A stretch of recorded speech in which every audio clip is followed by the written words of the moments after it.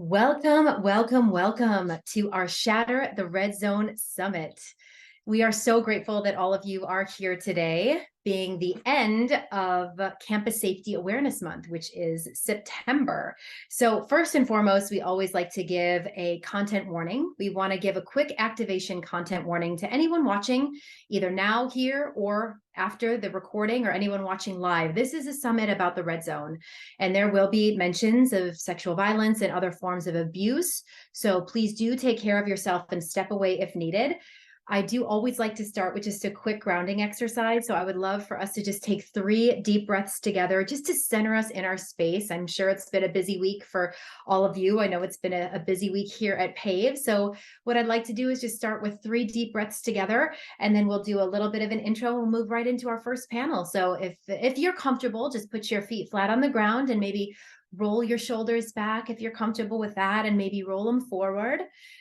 And then stretch out our backs, maybe stretch out our neck to either side. And then we're just going to take 3 deep breaths together just to ground us in our space. So first, deep breath in. What I like to do, by the way, is the box breath. So we're going to go in for 4, hold it for 4, exhale for 4, hold it at the base for 4. So first count of 4, hold it, exhale, hold it at the bottom. Second deep breath in. Hold it at the top. Exhale for 4. Hold it at the bottom. Last deep breath in. Hold it. Exhale. And there we go. Well, thank you all so much for joining us. I just want to give just a slight background on PAVE for those of you that might be dialing in that are new to PAVE's work. PAVE has been around for over 2 decades now, and we have been around the space on college campuses, in high schools, as well as on military bases all over the country and abroad. We are also now doing a lot of work in the space of corporations. So we're talking about healthy, happy work environments and doing, anti-sexual harassment training. But this is so important for us right now because September is the red zone, which is the time of year where students are the most at risk for sexual violence. So all the topics we're going to be talking about today are really going to help us navigate through this space. And a little background on PAVE as well. We work in really 3 main basic arenas. First is our training and education. So we take a really positive and a proactive approach at these tough subjects to all the audiences that I just spoke about. We also help to eradicate injustice with our social advocacy. And also, really important, is helping survivors to thrive after trauma. So if anyone's feeling activated, survivors.org is a great resource for you. That's PAVE's new initiative to help. And this is a safe place. I myself am a survivor. I founded PAVE out of my own experience when I was a teenager and a victim survivor of sexual violence. And so we are in good company. I really feel like so many people have experienced these things. And what we want to do is remove the shame and remind people that no matter what happened, it is not your fault and you are not alone. So with that, I am going to introduce our wonderful panelists. And we're going to talk about the different issues of consent. So Delaney Henderson, who's been involved with PAVE since she was a teenager, is an author, activist, speaker, survivor. She's a national expert in sexual violence education. She travels the country as a public speaker, discussing sexual violence prevention education and the bullying aftermath that she endured after her assault and that so many survivors share. Izzy Abraham Ravenson is a sexuality educator based in Philadelphia. They have a master's in sexuality education and a bachelor's in gender and sexuality studies for Williams College. Izzy co-founded the organization Yes, and it's at Yes to Consent, which provides anti-oppressive, consent-based, pleasure-focused sex ed to people of all ages, including children, teachers, parents, and healthcare providers. So if we can advance to the next slide, what we would love to do just briefly before we hear from our wonderful participants is quickly go over PAVE's definition of consent so we can talk about this. So I'll read through these quickly. First of all, in order to have consent, it has to be mutual. Parties must agree mutually and freely without any use of deception. No one is withholding information that would cause the other person to not want to engage in sexual acts with them. Number one, mutual. Two is ongoing. Consent is an ongoing process and can be taken away or taken back at any time. Throughout the sexual activity, consent is asked for and given, especially if the sexual act changes to a different level. Verbal. Consent must be communicated. Consent is not implied through a look or through clothing. We're coming up to Halloween. We know that's a big one. My costume is not consent. If the individual is unable to verbally consent, they must communicate their consent using their primary method of communication. E is enthusiastic, free from hesitation, coercion, fear, and any other form of influence other than genuine interest in sexually engaging, and sober. In order to give informed consent, one should be free from cognitive impairment from the use of alcohol and or drugs. So if we can minimize the slide deck so we can hear from our speakers. And again, this all equates to moves. So we always say before you make your move, know that consent moves. So welcome to our panelists. Thank you all so much for being here. My first question to you all is, what do PAVE's pillars of consent mean to you? Is there one of these pillars that you'd like to add to or go more in depth to? So Izzy, I'd love to start with you. Thank you so much. And thanks for having me here. Yeah, I think that breaking down consent into component parts is so important, because so often it can be understood as just, ask before you touch, and then that's kind of it. I think ongoing is one of the most important pillars for me, to remember that it's not just like, oh, I check the box beforehand and once I get the yes, I'm good to go. But that consent is actually about an ongoing and relationship long negotiation of boundaries, whether it's sexual or not sexual. We're always negotiating and renegotiating our boundaries, and we always want to be making sure that everybody's feeling good, right? Because that's what it's about, more than like avoiding getting in trouble or checking a box. It's about showing care for the people that we like and love. So yeah, thinking about consent as ongoing, I think, is a really key way of bringing it into all of our daily practices. So it's not such a big jump or a big challenge when it comes to sex. I love that. What I love about your work, Izzy, is like the pleasure based. It's like, this isn't just a yes or no. This is something where we want everyone to enjoy these experiences. So thank you for sharing that. Delaney, would love to hear your thoughts on any of our pillars of consent.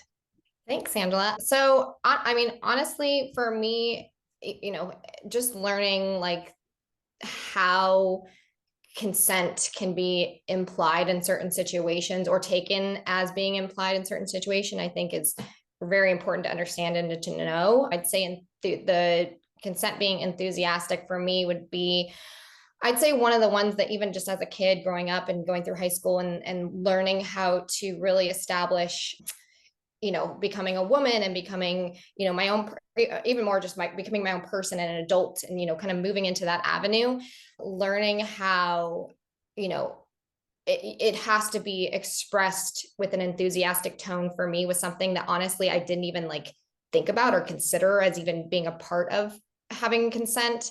And what I mean by that is, just growing up, I was always taught, to be polite, to be nice and courteous and kind, and, to never, really never say no in a mean fashion. And if I was saying no, is it really no? But, and it's a very common misconception. It's even a joke quite oftenly of, no means yes, and it's taken a lot of times as that type of thing. And I think it's so important to really, hone in on that aspect of it, because when you say yes, it doesn't necessarily always mean a yes. It could be a very coerced yes. It could be I feel obligated yes. And so when you throw the enthusiastic aspect of it into the consent forum, you open up an entirely different conversation when it comes to what does yes actually mean? And is it enthusiastic? Is it forced? Is it coerced? Is it actually an actual yes? And I think that for me, there was a lot of instances, even in college, where I, and not even sexual based, but even just any scenario where it was like, I almost felt obligated to say yes. And, especially being a young woman in college and, trying to fit in and find my own crowd, I didn't want to come across as someone who was saying no. I wanted to be a part of the group, be a part of the activities, doing everything everybody else was doing. So I would say yes a lot of times. But I would, looking back on it now, it's like, was I actually wanting to do those things? Whether, again, not even sexually related, anything involving consent. A lot of times I could argue no. And so I've learned a lot since then, and just kind of learning of how to really hone in on that aspect of it in terms of with the enthusiasm and excitement of when you're doing something. Really important what you just talked about in terms of like the gender stereotypes, right? I think that we also do a disservice to all gender identities. There's not a lot of healthy consent-based relationships in traditional media. So I think even for a lot of work that you've done with us, Delaney, some of the education that we've done in high schools for young men and women to talk about this issue, there's just not been a lot of good education for these young people, because a lot of people feel like the need to do what's cool and what's right. So I think that enthusiasm piece is so critically important. So thank you. So while you're still here with us, I'm going to ask you the next question. So what does coercion mean when it comes to consent? So for me, coercion comes into play really kind of relating to what I was just talking about, that even when someone says yes, they're not always giving consent freely. Coercion happens when someone wants you to consent, when you've already said no or otherwise expressed disinterest. You've not actively participated or expressed the enthusiasm to be doing something, and the other party or the parties involved want you to feel like you want to. And if they push far enough, or if they, beat around the bush and kind of make different jokes, and kind of it really leads you to feeling almost, like I said, obligated to say yes, or obligated to even just imply that you're saying yes. I think in a relationship where sexual coercion is occurring, there's a lack of consent, and the coercive partner doesn't respect the boundaries of the other person. Or when it comes really to anything physical, really at all, you absolutely have to have a voice. You have a voice, and you do not have to do anything that you don't want to do. Even if you feel obligated or feel like everybody else wants you to do something, that doesn't mean that you need to feel obligated to do so. That's great. I think we need to teach young people that. I think so often young people might not even know what they want or what they don't want. So having their values and what they're comfortable with, so important. Izzy, how about you? Tell me about your, what does coercion mean when it comes to consent, in your opinion? Yeah, I mean, I'm going to echo what Delaney said, that coercion means someone either being forced to or feeling like they have to say yes to something that they don't want to say yes to. And when I work with young people, we always make a list of what are the reasons you can think of that someone would say yes to something they don't really want, right? Because it starts with, well, if I said, give me a hug or I'm going to punch you in the face, right? Like that would obviously be coercion. But then we start getting at that subtler stuff of like, oh, you don't want to give me a hug? I thought we were best friends, right? Like, oh, I thought we were close. And people coercing you even by accident, just by showing not being kind of in control of their own emotions and looking really sad or getting really angry, and people feeling guilty, people feeling scared, people not understanding what they're agreeing to, not having all of the information. If I said like, oh, come to the store with me, and then I was robbing the store, like you did not consent to be part of that experience, but I didn't tell you everything right? So even though you said, yeah, I'll go to the store, that wasn't consent. So just thinking about all of those different ways that people can end up in situations where they said a verbal yes and it's not a meaningful yes, right? And I think one of the most important pieces to explore there, and one of the most complicated pieces, is power dynamics. So, a lot of people will say like, oh, but I asked and they said yes, and I don't know why they would have said yes to me if they didn't mean it. And I'm like, okay, well, were you their boss? Like, are you a senior and they're a freshman, right? Like there's all these reasons. Do you have a lot of social capital and you're part of the cool crowd, and somebody wanted to be friends with these people and feels like they don't know what would happen if they rejected you, right? Like there's a lot of different ways that power and power imbalances can be coercive, even if the person pursuing or asking feels like they're being totally open to a no, feels like they're being kind and respectful. So part of consent too is just being aware of those power imbalances, reminding people that they can say no to you, showing through modeling that you actually are able to take a no with respect, and things like that. So I think there's a lot to talk about power with coercion. I love that. So critically important. Izzy, while we're still with you here, how does consent work when it comes to alcohol? Yeah, it's a really complicated question. How does consent work when it comes to alcohol? So obviously, I think we all know that many of us make different decisions when we're drunk than we do when we're not drunk, right?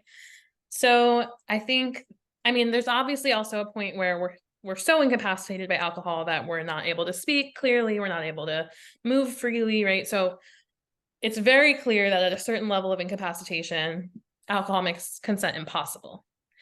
Then there's a level before that where alcohol might lead someone to agree to something that if they were not drinking, they would not have agreed to. And that's a really important thing to know about ourselves, right? Like, would I have wanted this to happen if I hadn't been drinking? Did I want this? Did I want this not to happen? And I didn't feel fully in my faculties to do something about it. So alcohol just makes consent certainly murkier, more complicated, more difficult, much harder to communicate. And then at a certain point, makes it impossible. And I think, especially on college campuses where so much of the sex that's happening is happening with alcohol, often people are like, well, we were both so drunk, so how can this be, like, who did what to who? And it's like, sometimes actually there's not even a clear aggressor or perpetrator. It's just like, yeah, this wasn't good. Like, this wasn't really safe or consensual for anybody involved. And maybe it ends up being okay. You know, I'm not going to say that all drunk sex is assault, right? Because lots of people have sex drunk and it ends up being fine. But the thing is, you're not going to know if it was okay until the next day. And if you're going to have sex and not know if it was consensual until the next day, that's dangerous. So I think that's my answer. Great answer. This is definitely a question that we get asked a lot when we're doing some high school work. So Delaney, how does consent work when it comes to alcohol? This is my favorite question.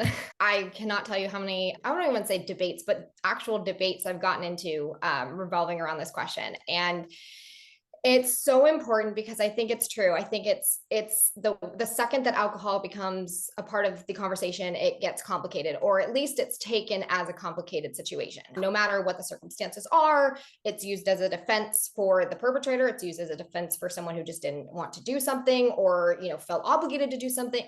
It's used as a tool in many situations, and it's used as a kind of a blameworthy tool in a lot of situations. I feel that alcohol makes consent a lot harder to navigate, yes. So if a potential partner has been drinking, it's really up to you to recognize and respect if they're unable to give consent sober. I think it's really about trusting your gut instinct in any situation. You know, whether you're drunk, intoxicated, under the influence, your soul and your moral compass does not change. You know whether or not something doesn't feel right, and if something feels wrong, or you're witnessing something and you see, two parties that are clearly way too intoxicated. You know in your gut instinct that something is off. An overly intoxicated person cannot give consent, period, end of story. Consent needs to be very clear, defined, and consent is more than not hearing the word no. A partner saying nothing is the same as a partner saying something. You know what I mean? It's not like it needs to be interpreted in some way. It's not the same as someone saying yes. Just because they say nothing, it's not a yes. It should never be taken that way. And I think we can't rely on body language. We can't rely on past sexual interactions or past history with someone or any other nonverbal cues. Never assume that you have consent just because you're in a scenario that you feel like you might have it, or you're with somebody that has consented in the past or even consented earlier that day. Ultimately, a person who is physically and mentally incapacitated as a result of alcohol or drug, whether voluntary or involuntarily, consent cannot be given. And that's kind of the end of the conversation there. It's really up to trusting your gut instinct and reading the situation and knowing how to navigate it at that point.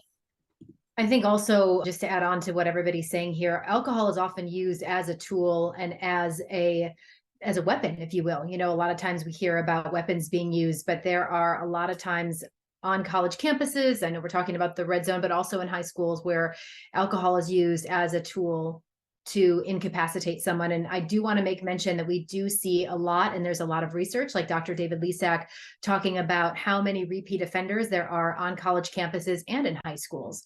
So I think it is really important when we're talking about this to realize that oftentimes alcohol is used as a tool to incapacitate someone, and that predator is using that very strategically, unfortunately. So I just wanted to add that into your answers here. So too. Please. It's just making me think, I think one of the most important pieces here too is why are college campuses, but in general, why are we so dependent on alcohol around sex? Like, why are we so scared to have sex sober? And that's not anyone's personal fault. That's a cultural problem, right? Like, the reason that so much sex happens drunk is because we're afraid to talk about sex when we're sober. Like, we're afraid to be rejected. We're afraid to put ourselves out there, be vulnerable without alcohol, which, you know, takes down the inhibitions and gives us an excuse and all of that. And that cultural problem is really, really causing a lot of harm. So this isn't like, you know, it's your fault if you feel like alcohol helps you connect better with people or like fix it today. But I think it's something for us all to be thinking about as individuals and as communities. How do we build our confidence, our vocabulary, our skill around communication, our skill around, you know, most of us didn't get the sex ed we deserve. Most of us didn't get the support we needed to get good at this. So how do we build this skill to feel comfortable hooking up, dating, whatever, having sex without needing alcohol, which we know makes the whole thing much more confusing and complicated and often less pleasurable and often just worse in general. So I just want to put that out there for us all to problem solve about together. I love that. And thank you for that. And I actually got a resounding yes from one of our participants. So thank you, participant. We are going to have a couple of minutes for Q&A, it looks like. So if you do have a question, drop it in the Q&A section. But, you know, I just want to also make mention of Shafia Zaloom's research. She does a lot of work in high school. She does consent and sex education. And, you know, she talks a lot about this in terms of it being a positive, pleasurable experience, talking about it, making consent the norm, asking, are you good? There's ways to make it cool instead of it being like some awkward thing. So I love, again, that sex positive, that pleasure positive, making it something where, you know, it is more the norm that people feel comfortable asking and knowing what we're comfortable with. So that's great. So Izzy, is there something about consent or some of the work that we haven't touched on that you'd like to add? Yeah. So as you heard, I work with kids as young as 3 on consent, sometimes kids even younger, little babies, all the way through adults, grandparents, elders. And I just want us to understand that consent is about more than our sexual interactions, right? If we think consent is something that we just have to do with sex, we're not going to get very good at it, right? Like, we need to build our skill in lower stakes situations. And we need to remember that consent isn't just about interpersonal relationships. It's about every single piece of our culture. Like, there's a difference between interpersonal consent and then consent culture, right? So we want to be building a consent culture where bodily autonomy is always respected. And that means the way we talk about each other's bodies, the way we interact with each other's bodies, the way we interact with each other's property, each other's things, the way we interact with children, right? Not just picking them up and squeezing their cheeks because they're so cute, right? But remembering that they're full humans who also deserve bodily autonomy. And most of us weren't treated as young people like we have bodily autonomy. So there's a lot of unlearning, a lot of healing to do. You know, consent has to do with reproductive autonomy, right? It has to do with our government. It has to do with the laws. It has to do with dress codes in high schools, right? All of these ways that our bodies get policed, those are all consent issues. So just thinking about like how we can bring consent into our safest friendships, how we can practice these things in really comfortable relationships and really comfortable situations and build that skill so that we're better and better at it in sexual situations too. But just, yeah, a reminder that we all deserve for our bodies to be treated with respect all the time. I love that. And I've got 2 small children. And so I started teaching them that from the minute they could walk. Like, if I'm tickling them and they say stop, I stop, teaching them very, you know, like you said, age appropriate ways to let them know they have control over their body autonomy. That's just so incredibly important. So thank you for the work that you do. And if they don't feel comfortable sitting on Uncle so-and-so's lap, then you say that is perfectly okay, normalizing that they have control over their body. So Izzy, love that. How about you, Delaney? Is there anything about consent that hasn't been mentioned that you think we need to talk about? We kind of touched on a lot, but honestly, like, my biggest thing I think is really just it's kind of starts at ground zero when you're raising children and talking about different gender roles and different gender identities and things like that, of when, you know, men are literally created at the beginning and told by society and standards and teachers and coaches or whatever to be tough, to be masculine, to be powerful, overbearing, overwhelming, you know, kind of they're brought up in a lot of ways to be the leaders of societal roles, right? In terms of like being head of the household and head of, the situation and taking care of and protecting. And while I think a lot of men, they go with that and they thrive, and I think it's great. And, it really just kind of depends on the person, but I think it's also taken to a max, to the point where it's almost misinterpreted in a way. And I also think the same for women. And I mean, really any gender in terms of a gender role, right? When you're taking someone and they're growing up and they're taught, be kind, be quiet, be polite, that really, in my opinion, can formulate into being, a lot more easily coerced and a lot more dependent on other people trying to tell them what to do or what they should be okay with or what they should like and what they should, consent to. And, by this age, you should be having sex. And by this age, you should be doing this, this, and this. And, if you're in a relationship and you haven't had sex by 6 months, like, what are you even doing? I've heard that so often. I think it's really important to recognize that and to really implement from the beginning of teaching kids and young students of being the type of person they want to be, where it's not about, being this type of stereotype or being this type of person. It's about what you're comfortable with and how to kind of lead your own journey on growing up in a society. I think that really starts at the top, in terms of just politics and religion and school systems and, cultures and things like that. There's so many different avenues that can be tackled when it comes to that. But I think it also starts in a household of just, a young family, of teaching their kids at the very beginning of, you're not what society is forcing you to be. You can be whatever, whoever, any type of person or gender that you're trying to be. That's where you should go, and you should explore it with full force, and I think that that's really important, because I think that starts at the beginning. Before you even talk about consent, it's talking about, what society wants you to be and who you should actually be. I love that. We do have one question, Izzy. We are almost out of time, but I'm going to read this to you. And then if you could just answer, with brevity, here we go. So this is from Amanda. Amanda, thanks for your question. How do you teach kids about consent and boundaries regarding authority figures like parents? Sometimes our students will say things like, well, does that mean I can tell my mom no, or not give my consent to going somewhere or doing a chore? How do you answer all things like that with kids and teens? Izzy, I'd love to hear from you. Yeah, I love this question, and it's complicated and it's hard. But first of all, obviously kids don't have 100% autonomy. They can't, it wouldn't be safe, right? So even, with little kids, we talk about you're in charge of your own body as much as possible. And I'm your grown-up, so it's my job to keep you safe, right? So sometimes you might say, I don't want to wear a coat even though it's 10 degrees outside. It would not be okay for me as your grown-up to say that, okay, yeah, you're in charge of your own body, go get frostbite, right? So talking about the limits of their being in charge of their own body, but reminding them, like, as long as you make safe choices, right? As long as you make safe choices, I can support you in being in charge of your own body. And sometimes I might say, like, okay, you absolutely have to wear something warm right now, but here are 2 choices of something warm that you can wear, right? So you're in charge of which one, but I'm in charge of making sure you're warm enough. And, reminding people that all people have to do things in life that they don't want to do sometimes, right? Like go somewhere or do a chore. But I think the really key piece is that, first of all, I'll never get angry at you for saying no to me, right? Yes, you can say no to your mom. You might not have full control of what happens, but it's okay to say no to your mom. It's okay to say, I don't want to do that. That doesn't make me feel comfortable, right? And even if you have to do something anyway that you don't want to do, I, as your grown-up, promise to always explain why we're doing it, right? And to always warn you before it happens, right? Even if I have to snatch a kid out of the road because I think they're about to get hit by a car, right? I'm going to try to say, like, okay, I'm picking you up now, right? Like, this isn't safe. I'm picking you up, because I'm not going to just grab their body and not tell them why. So yeah, that respect for them that we can give by explaining everything that we do, by giving them choice within the things that they have to do.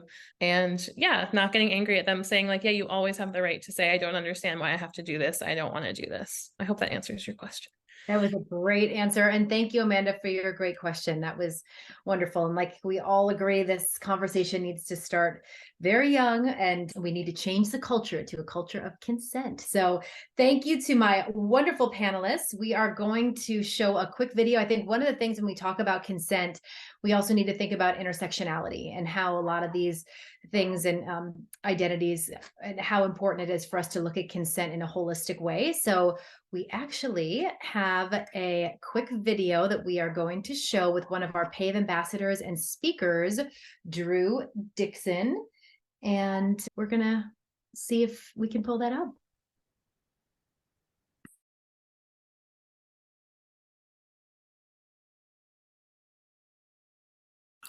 Good morning. I'm Drew Dixon, and I'm so happy to join you as part of the Red Zone Summit today. I'm also honored to be a strategic advisor at PAVE, and I'm so grateful to be part of the conversation we're having today about the Red Zone. Because in addition to being a survivor myself, I'm a mother. My daughter is a freshman in college. She just started last month, and my son is a high school senior. So I want all of you guys to be safe. My kids, their friends, and all of the college students out there dealing with insecurities and excitement as you start this new chapter in your life. It's also, unfortunately, a place where people act out their insecurities and try to establish themselves.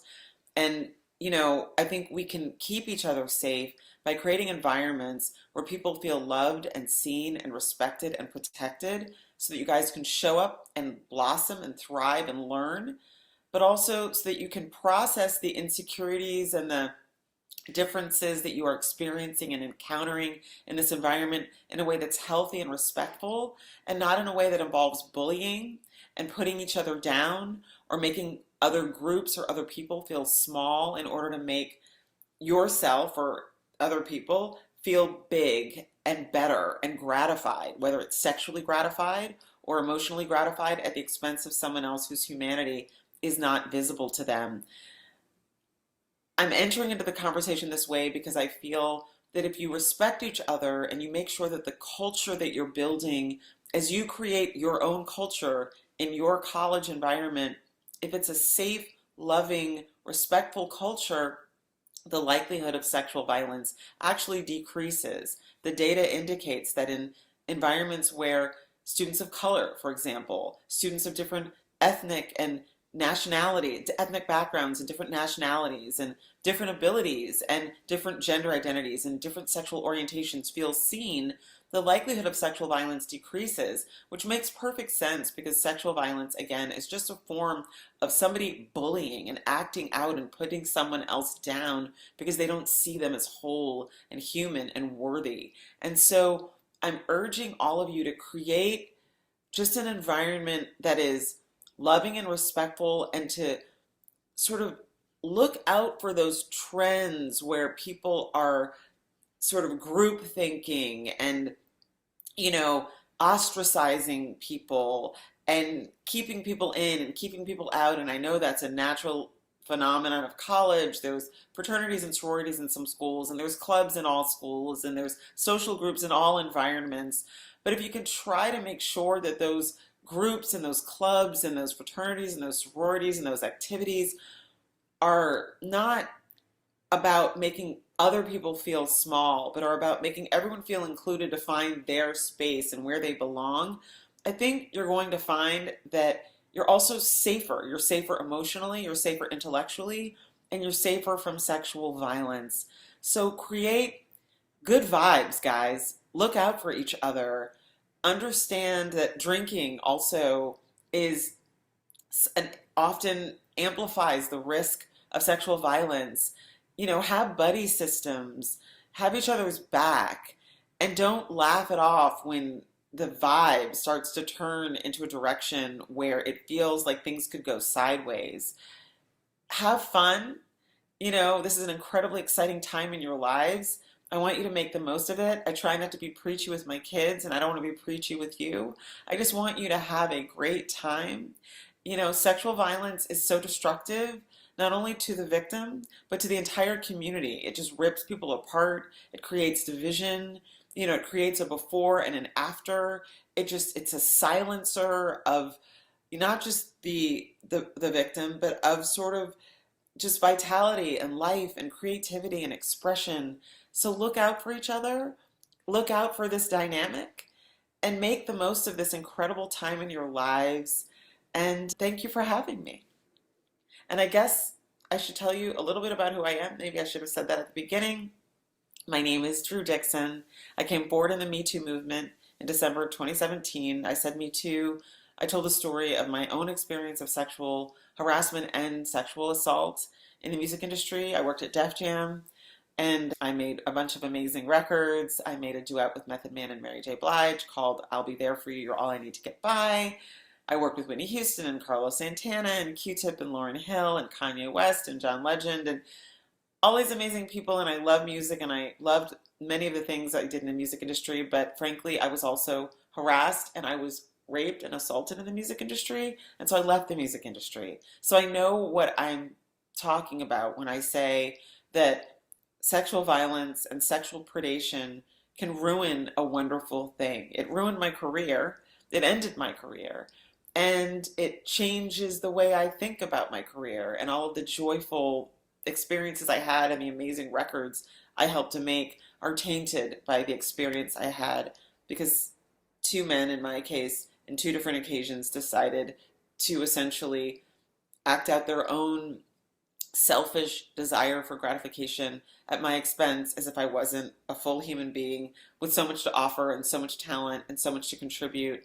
And so I don't want that to happen in your college experience. I want you to have an amazing time. I want you to walk out of your college experience with wonderful memories and things that you learned and skills that you acquired and friends that you made. And in order to do that, just look out for each other. Look out for yourselves, but look out for each other and look out for the vibe, for the environment that can foster connections and productivity, or it can foster something darker and more destructive. Let's stay away from the dark and destructive. Let's watch out for the red zone. Let's steer clear of the darkness in the red zone and steer towards the light, the green light. And that was a terrible analogy, but I hope this was helpful. And I'm so glad you guys are all here today. This is so important. It's such an important step to just engage in this conversation. And I wish you guys all the best. Thank you, Drew Dixon. She is such an incredible speaker and strategist. She joined PAVE. She was honored actually at an event that we did in Los Angeles back in April for Sexual Assault Awareness Month. And now she's joining our Speakers Bureau. We've got a wonderful event at a high school coming up in 2 weeks. So thank you, Drew, for joining us today virtually. Great. So let's see here on the next slide, we're going to be talking about our sponsors. And we want to thank all of our sponsor here, Susan of Susan Essentials, along with her power partners, offer decades of combined experience in customized wellness and leadership solutions. She discovered that she was struggling being an effective leader until she was able to establish her health, which included modifying her lifestyle to support a healthy mind, body, and spirit. Well, we love that. That life journey inspired Jody to develop a variety of programs that would transform lives. With a two-pronged approach, she supports both corporations and individuals. So we are so grateful for the Place of Peace, this pop-up leading you to wellness. There is a QR code. So I'm sure most of you that are in college know how to use a QR code. You just scan your camera over that QR code and you can learn more. All right. Now on to our next panel. We are so excited for combating rape culture. We have two incredible speakers here with us today. Tracy Vichers is the executive director of It's On Us, a nonprofit founded in 2014 as an initiative of the Obama-Biden administration to combat campus sexual assault through peer-to-peer prevention education and activating the largest student organizing program of its kind. She is a nonprofit executive and nationally recognized expert on sexual violence prevention and survivor advocacy. Welcome, Tracy. We also have Yvonne Ramirez de Blois.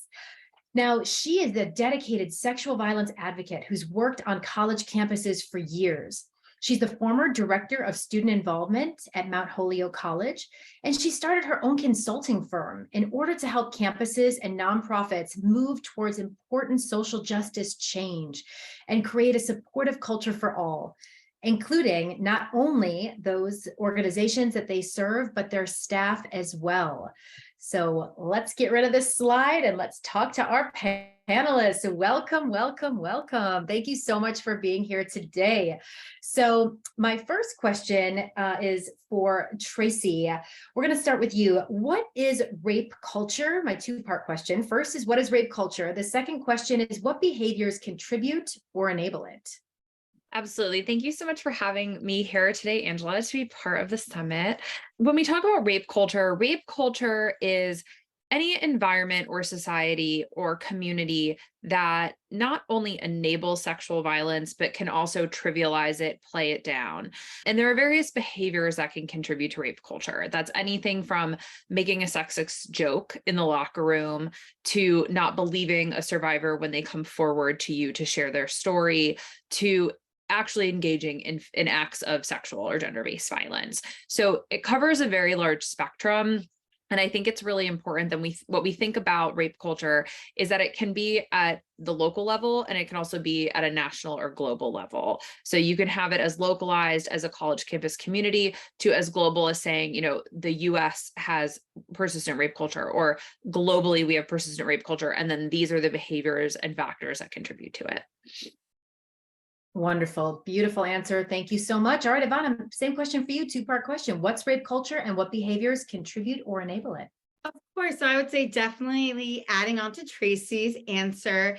For me, it's a culture that condones and normalizes sexual assault. And so for me, I've actually seen rape culture really interwoven with the patriarchy, right? Because it really operates on the notion that male presenting bodies, because right, non-binary folks are also sexually assaulted, but right, that male presenting bodies always want sex, they can't control it. And then the other side, female presenting bodies need to shield themselves. And so then it really also then feeds into victim blaming, right? It's like, oh, we're going to ruin this poor person's life, instead of thinking about how it ruined the now survivor or the victim's life. And so it's very much this culture where it's very much, it's always the victim's fault. The perpetrator was tempted. But as Tracy said, it is a spectrum. And so I think, a song that for me, thinking about pop culture, and Drew, who talked about coming from the music side, I was at the dentist the other day, and, Katy Perry, Last Friday Night, very popular song several years ago. And it still gets under my skin because I listen to it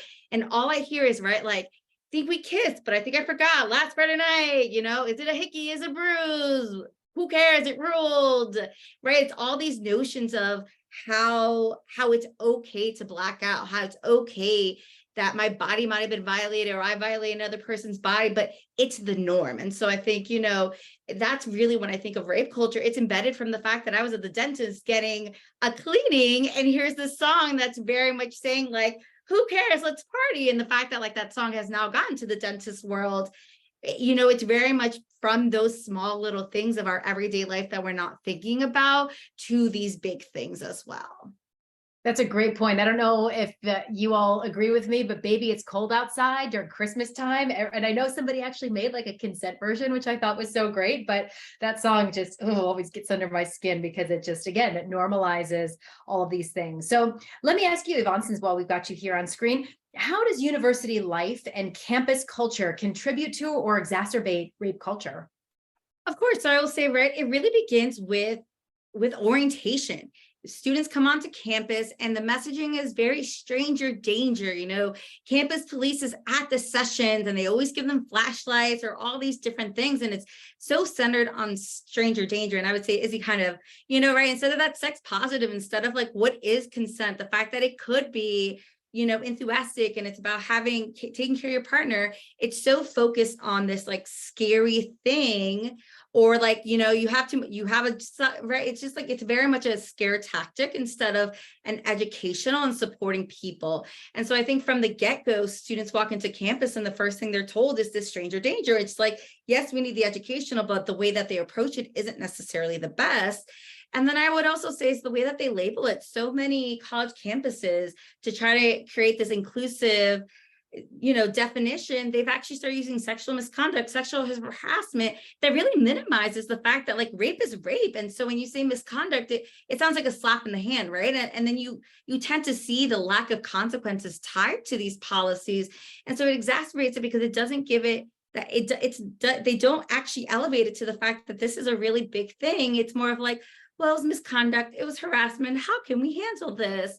And then I would also say, I think when we think about bigger schools, there's that sport culture, right? Like we saw University of Florida and everything that came out of that, the fact that these football players were bringing in the millions and millions of dollars. So they were willing to sweep everything under the rug because sports to them mattered more than their students. And so it's really thinking about like, what are the important pieces that these schools value? But I will say from even the school that's like trying their hardest, it's how they already approach it. And I think this is core to who I am. But how are they also addressing it to faculty and staff? Because, right, if a professor is saying something really inappropriate in a classroom, I could bet he's saying something they were saying 10 times something worse to a colleague, right? If we are thinking about a staff person that may be sexually harassing a student employee, they're doing it 10 times worse to someone of their equal. And really thinking about not only is it to student it's student to student, but it's also, right, that power dynamic of faculty and staff to students, but also staff and faculty to each other. And so really thinking about it as a system and how do we approach it in various ways to make sure that we are really thinking about this is a culture that exists. So how do we undo it throughout, not just focusing on students and students, because it does trickle around. Beautiful. Thank you so much, Tracy. So how does university life and campus culture contribute to or exacerbate rape culture? The simple answer, which I will expand upon, is that the way that colleges and universities address the issue of sexual assault on campus is fundamentally broken. Mm-hmm. And that begins from the days that students arrive on campus all the way through if a student experiences sexual violence and how the school handles that investigation. So to the point that Yvonne made earlier about prevention education on campus, It's on Us recently conducted a massive quantitative survey of college men about their experiences with the topics of sexual assault, dating violence, and prevention education on college campuses. We surveyed over 1,150 college men. Over half were men of color, 250 came from community college environments, and 159 were LGBTQIA students. In that study, we found that only 24% of the men that we surveyed received any form of sexual health education or consent education prior to coming to college. Meanwhile, when you come on to campus communities and institutions and administrators start talking to their students about sexual assault, they are often providing them with programming that is either, to the point made earlier, stranger danger, or since COVID-19, we've seen the widespread adoption of these online, quote unquote, prevention education programs. They're not actually prevention education programs. They are risk management tools that are provided and sold to colleges by for-profit companies that ultimately are there to help their schools mitigate risk. So that way, when a student comes and files an incident of sexual assault with their school, the school can say, well, we're really sorry this happened to you, but we are not liable for that because 100% of our students enrolled have received some form of prevention education. The other problem with these prevention education programs or risk management tools, frankly, that students are participating in is that they don't meet students where they're at. To my point earlier about only 24% of men coming into campus with some form of healthy relationships or sex ed means that they're coming in and then their schools are giving them a presentation that assumes, in large part, that they know what sex is, that they know the circumstances under which sex occurs, that they have a baseline understanding for consent, that they have a baseline understanding that when their buddy says something inappropriate or starts to do something inappropriate, that they're supposed to step in to be an active bystander. It's the same thing as walking into a room and going up to any stranger in the room and handing them a wrench and saying, hey, I need you to go fix the tire on my car. Just making the assumption that they already know how to do that. Right? And they don't know how to do that. So just the way that we're just even approaching prevention education is broken because students can't prevent something if they don't know what the problem is, if they don't know the scenarios in which it exists, and if the prevention education doesn't actually reflect the real world experiences that they have on their campus community. Now, to the other end around how colleges investigate and adjudicate sexual violence and the way that it upholds campus rape culture is that there was a really important news article that was published about, I'd say over a year ago now in USA Today by a journalist, Kenny Jacoby. Kenny went and he basically, for all intents and purposes, sort of FOIA'd the Title IX investigation data from a variety of colleges and universities all across the country to ask them a series of really important questions, which was how many students reported sexual assault to you? Of those students who reported incidents of sexual assault, how many of those reports actually triggered a Title IX investigation to be opened? Of those investigations that were opened, how many of them actually were completed? So to figure out how many moved forward through the entirety of the process. If of those that did move forward through the entirety of the process, how many of those resulted in the student being found responsible for committing sexual assault? And of those students who were found responsible, how many were suspended or expelled? Basically, none of the students who were found responsible were suspended or expelled, which is deeply problematic because while we know that sometimes students make mistakes, again, because they're uneducated or they engage in harmful behavior because no one's told them otherwise, we know based off data that the vast majority of sexual assaults that are happening on campus are being perpetrated by repeat offenders who are a small minority of the student population, only about 5 to 6%. And so if a student is brought forward to have been alleged to commit sexual violence once, it's likely they've done it before or they're going to do it again. And in many cases, what we've heard from lawyers representing survivors in Title IX cases is that in about half of the cases where they are representing one survivor, at least one, if not 2 to 3 more students come forward because they've now heard that the student has been accused of sexual assault. And they say either he did it to me too, or I did report that to my school and they found him not responsible. And now he went on to do it again. And so I think that it's really important that we're looking at the full ends of the spectrum of schools are fundamentally failing their students in the ways that they're approaching prevention and response. Tracy, so that's such important information. Thank you so much. And then I think about the impact on the survivors. Not only is that whole process extremely re-traumatizing, but we've worked, and I'm sure you've heard of this, we've worked with countless students, like all of us have, that the survivor ends up dropping out of school. Like this completely has derailed their life and their collegiate career. And it's just, so yes, thank you. Thank you for that. So Tracy, while we have you, aside from being an active bystander and practicing consent, what can students do on their campus to help dismantle rape culture? What's worked and what hasn't? That's a really great question. So, It's On Us actually has a peer educator model. And so what we do is that we provide 8 core prevention education programs for free, so long as a campus has a chapter of peer educators that work with It's On Us to get trained in our core programs. And then they go out within their campus communities and do that peer education model. Peer education is one of the most effective tools for changing attitudes and behavior when it comes to topics such as sexual assault or bullying or mental health, right? Because if you see somebody who looks like you, talks like you, represents somebody of your campus community that you can relate to, you're more likely to pay attention. You're more likely to engage with them. You're more likely to take what they're saying seriously. And if your peers are saying consent is important, it's important to be an active bystander, and are giving scenarios of which these situations can occur that actually reflect the realities of that specific campus community and environment, it's more likely going to sit with them and stay with them. So for example, over the summer, this is a bit of a preview. Over this past summer, we piloted new programs that we're about to release that are specific for male student athletes. And the creation of this playbook, as we're calling it, came from research that we had conducted with male student athletes all across the country last year. We spoke to over 710 athletes through 38 focus groups representing 9 institutions of D1, D2, D3, and junior and community colleges.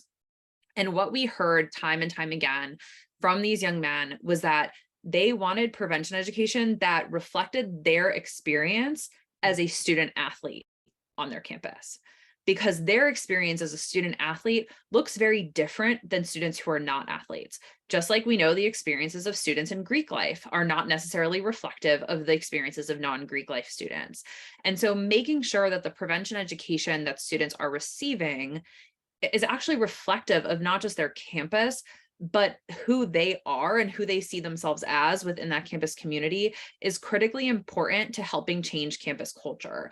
Because if you can shape the attitudes and behaviors of those students who are most likely to dominate that campus culture, whether that is athletes or Greek life or a cappella groups, if they're the big driver on your campus, if you're at an art school, et cetera, helping those students who are those influencers of campus culture change their attitudes and behaviors can be a harbinger for broader campus cultural change that transforms a community from one that upholds and enables campus rape culture to one that actively dismantles it and creates an environment where survivors are supported and sexual assault is rare. Beautiful. Thank you so much. And thank you for all your work on college campuses. I love that. It just reminds me of when I first started PAVE back in 2001, we did a lot of work with Greek life. And so what we did is recruited a lot of the older fraternity men in terms of peer education, where we worked with them and they delivered the training to the freshmen through, when they were doing all their recruitment process, that we were working with them. And it made such a difference. You can tell even, besides the data that we collected, just the looks on their faces, they were so much more engaged when it came from somebody that they looked up to and they, could relate to. So thank you for that. So Yvonne, same question. Aside from being an active bystander and practicing consent, what can students do on their campus to dismantle rape culture? What's worked and what hasn't? Of course. So I would say, to tag along with peer education, that has always been my bread and butter. And I've proudly helped students start peer education groups on various campuses. And that's what I love that PAVE and It's On Us has student groups because of that, right? It's the power of people are not going to listen, even if you're only a year, 2 years older. The moment that you're an administrator, the moment that you're seen as an adult, they shut down. And so that having that difficult conversation with each other, that starts with like, what is sex ed? Just even, right? Like, my group at GW had how do you even put on a condom conversations, because so many different states are, have eliminated sex ed. And so how do we even have a baseline of what sex is to then build up to sexual assault?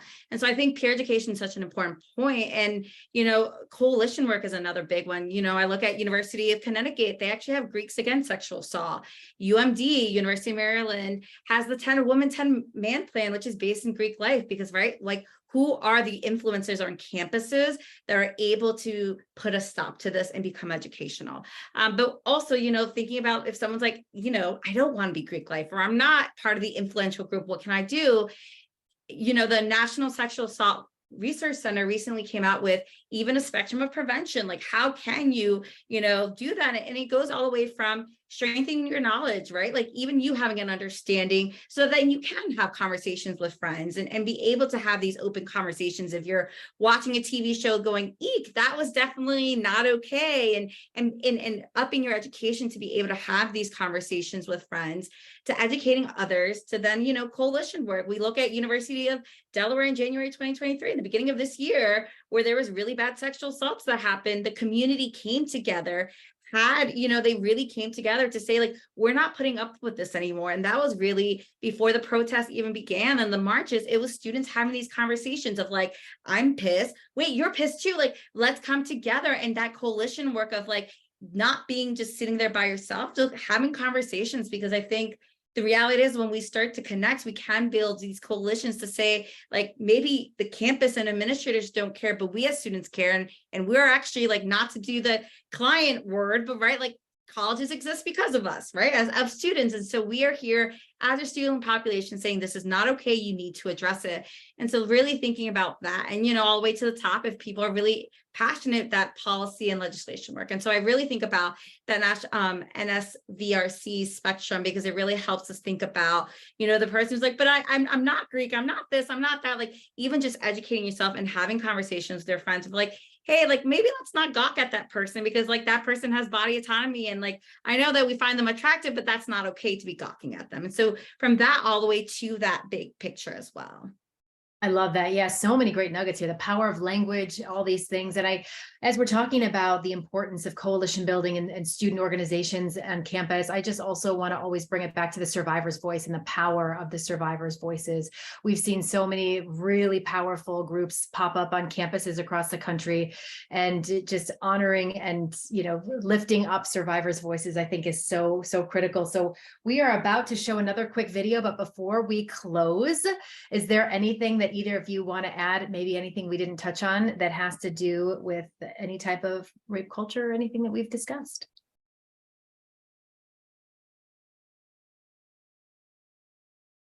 Nothing? Okay, good. Well, we covered it all then, team. Well, that's beautiful. Well, thank you both so much. Thank you for being here today.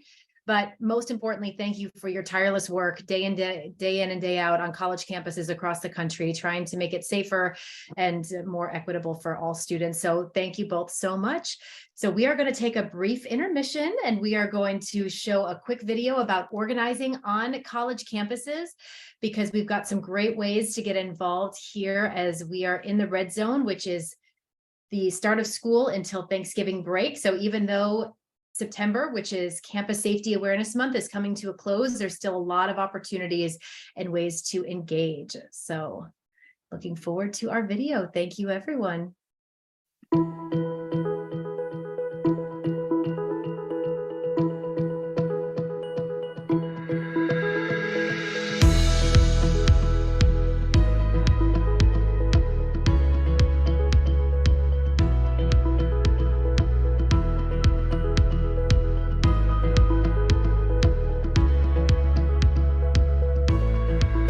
I know exactly what you need this to.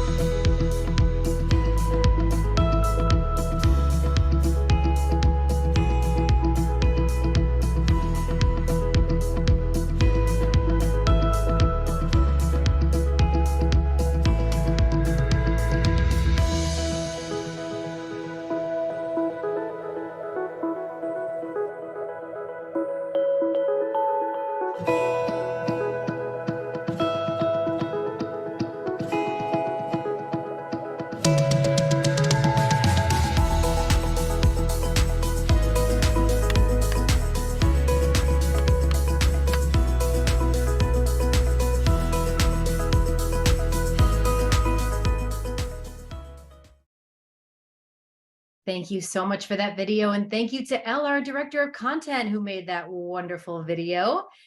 And next slide, please. And thank you to Rachel, our Tech Director, working through this here. This is a really exciting thing for us to be able to partner with so many wonderful organizations across the country and abroad. But I want to bring your attention to one of our partner organizations. Hire Survivors Hollywood is working to end career retaliation against survivors of sexual violence in the entertainment industry by encouraging those in positions of power to pledge to hire survivors and silence breakers. We've done a lot of work in Hollywood over the years, and we have seen time and time again how difficult it is for survivors to speak out. We had a gentleman who's an actor named Jonathan Sheck, and he said at one of our PAVE events how difficult it was for him to speak out because he lost his agent and so many other things. So that has been so incredibly important for us to look at what's happening in Hollywood. And Hire Survivors Hollywood has resources, toolkits, pledges, career opportunities, and more. So it's a great way for folks to get involved. Okay, without further ado, I am so excited for our next panel here. We have three incredible speakers talking about institutional accountability. No small task here. I'm going to read their bios, and I am so excited to welcome these three speakers. This is going to be such an incredibly important conversation. John Vaughn, who is one of my personal heroes, is a former college football player, former NFL player, and survivor, working not only here in this country, but abroad to shatter the silence of sexual violence. During his time at the University of Michigan, he and over 1,000 other athletes were harmed by a predatory sports doctor. Now, he empowers other athletes and survivors by sharing his story and advocating for others. And let me just add that he also camped outside of the president of the university's house wanting a meeting and did so much advocacy work that really made a huge difference and continues to. And then we have Jaya Colasetti Races. She's an experienced educator and nonprofit executive who has worked with victims and survivors of sexual and domestic violence for years. She was previously the associate director of the Women's Resources Center at the University of Illinois at Urbana-Champaign, and now serves as the executive director at Rape Advocacy Counseling and Education Services, also known as RACES, and is a city council member in Urbana. Thank you for that. We need more women in office. Thank you. I'll vote for you for president. Yay. Bonnie Shade from Bonnie Shade Speaks. Bonnie's a victim survivor, advocate, speaker, and researcher on sexual violence prevention who educates over 15,000 college students annually. With 18 years of experience working directly with fraternities and sororities, she provides realistic and tangible outcomes for every audience that she encounters. She loves a good dance party, love that too. Good dance party, great food, and meeting new people who share her passion to end college-based sexual violence. Welcome, welcome, welcome all of you. I am so happy to have you all here. Let's take away this slide so we can hear from our panelists. Thank you very much. All right, so our first question, and I am going to direct this to Bonnie first. What issue impacts the community you work with on campus the most? Yeah, great question. First and foremost, thanks for having us today. I'm excited to be here. And friends, I work with fraternities and sororities. So this question is an interesting one for me, and I think for the other panelists, I'm sure too, given our demographics and just students in campus in general. I really think for me, the biggest issue that I've seen is just the lack of education. I think fraternities and sororities, specifically in the world that I work in, we make the assumption as institutions that, oh, well, the national organization is doing that, right? These are third-party organizations. They're a guest on the campus. That's up to them. And the national office might look at the campus and say, well, no, that's up to you. And so there's this game of like Spider-Man, where we're all like, who's playing that? Who's going to educate? And what my research has shown in educating and researching directly with over 5,000 fraternity and sorority members is that they have base level, if any, education coming into their fraternity and sorority experience or college. So the lack of education of what is sexual violence, how do I define consent for me, and not just consent, but consent with alcohol? And then how do we show up or support a survivor? There is no education that's provided across the board on that. And I think that is the biggest place where we see a missed opportunity or an area that is affecting or impacting these collegians today. Beautiful. Thank you. And thank you for your work. That's amazing. Yeah. What issue impacts the community you work with on campus the most? Yeah, thank you so much again for inviting us and for this question. I think certainly education is an important key, but I also want to put the responsibility on our institutions, whether it's a university, whether it is national and state funding entities that are looking at how are we caring for folks who might experience sexual violence and what are we doing to prevent it? Because I think one of the biggest issues that I see, at least in central Illinois, where I'm located and I've been working for over a decade, is how little is actually devoted to both prevention and response. So for example, when I was the associate director of the Women's Resources Center, there were only 2 of us for part of the time that I was there that were providing confidential advising for the whole campus. And that was on top of other responsibilities. So that meant that there were 2 people located in the Women's Resources Center, right? So even though we served people of all genders, we were in a center that had women in the name. So that's a barrier in and of itself. And we were responsible for supporting anyone who was a faculty member, a staff member, or a student on a campus of over 50,000 students who might need that confidential support. So I think when we're looking at how we tackle the high rates of sexual violence on college campus, making sure that people have adequate education, but also adequate resources. And on the education side, I would still say resources is a major issue. Again, just using my own experience, the department, the prevention department, was 1 person, myself at the time, and a graduate student, plus our undergraduate peer educators. So again, when you're looking at a large land-granted university that has such a large population and has a huge international population, has a very diverse population, we're just not adequately investing in the resources that are needed to actually create safer campuses. Beautiful answer. I agree 1,000,000%. John, same question. What issue impacts the community you work with on campus the most? Oh, wow. Well, first I want to thank you guys for being a part of this panel, and also Angela inviting us to be on this panel. I have to say that in my own experience, institutional accountability, at least in the 2 largest institutions in the state of Michigan, doesn't exist.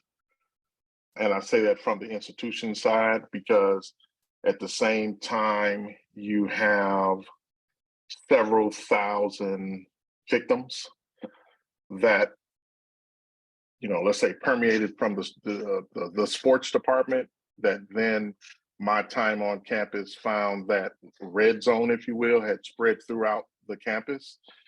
And the institution loves to come up with buzzwords and faux programs and reporting mechanisms that tend to always protect the institution, because you can't have institution accountability while at the same time, at least in Michigan, you have institutional immunity because they're state employees.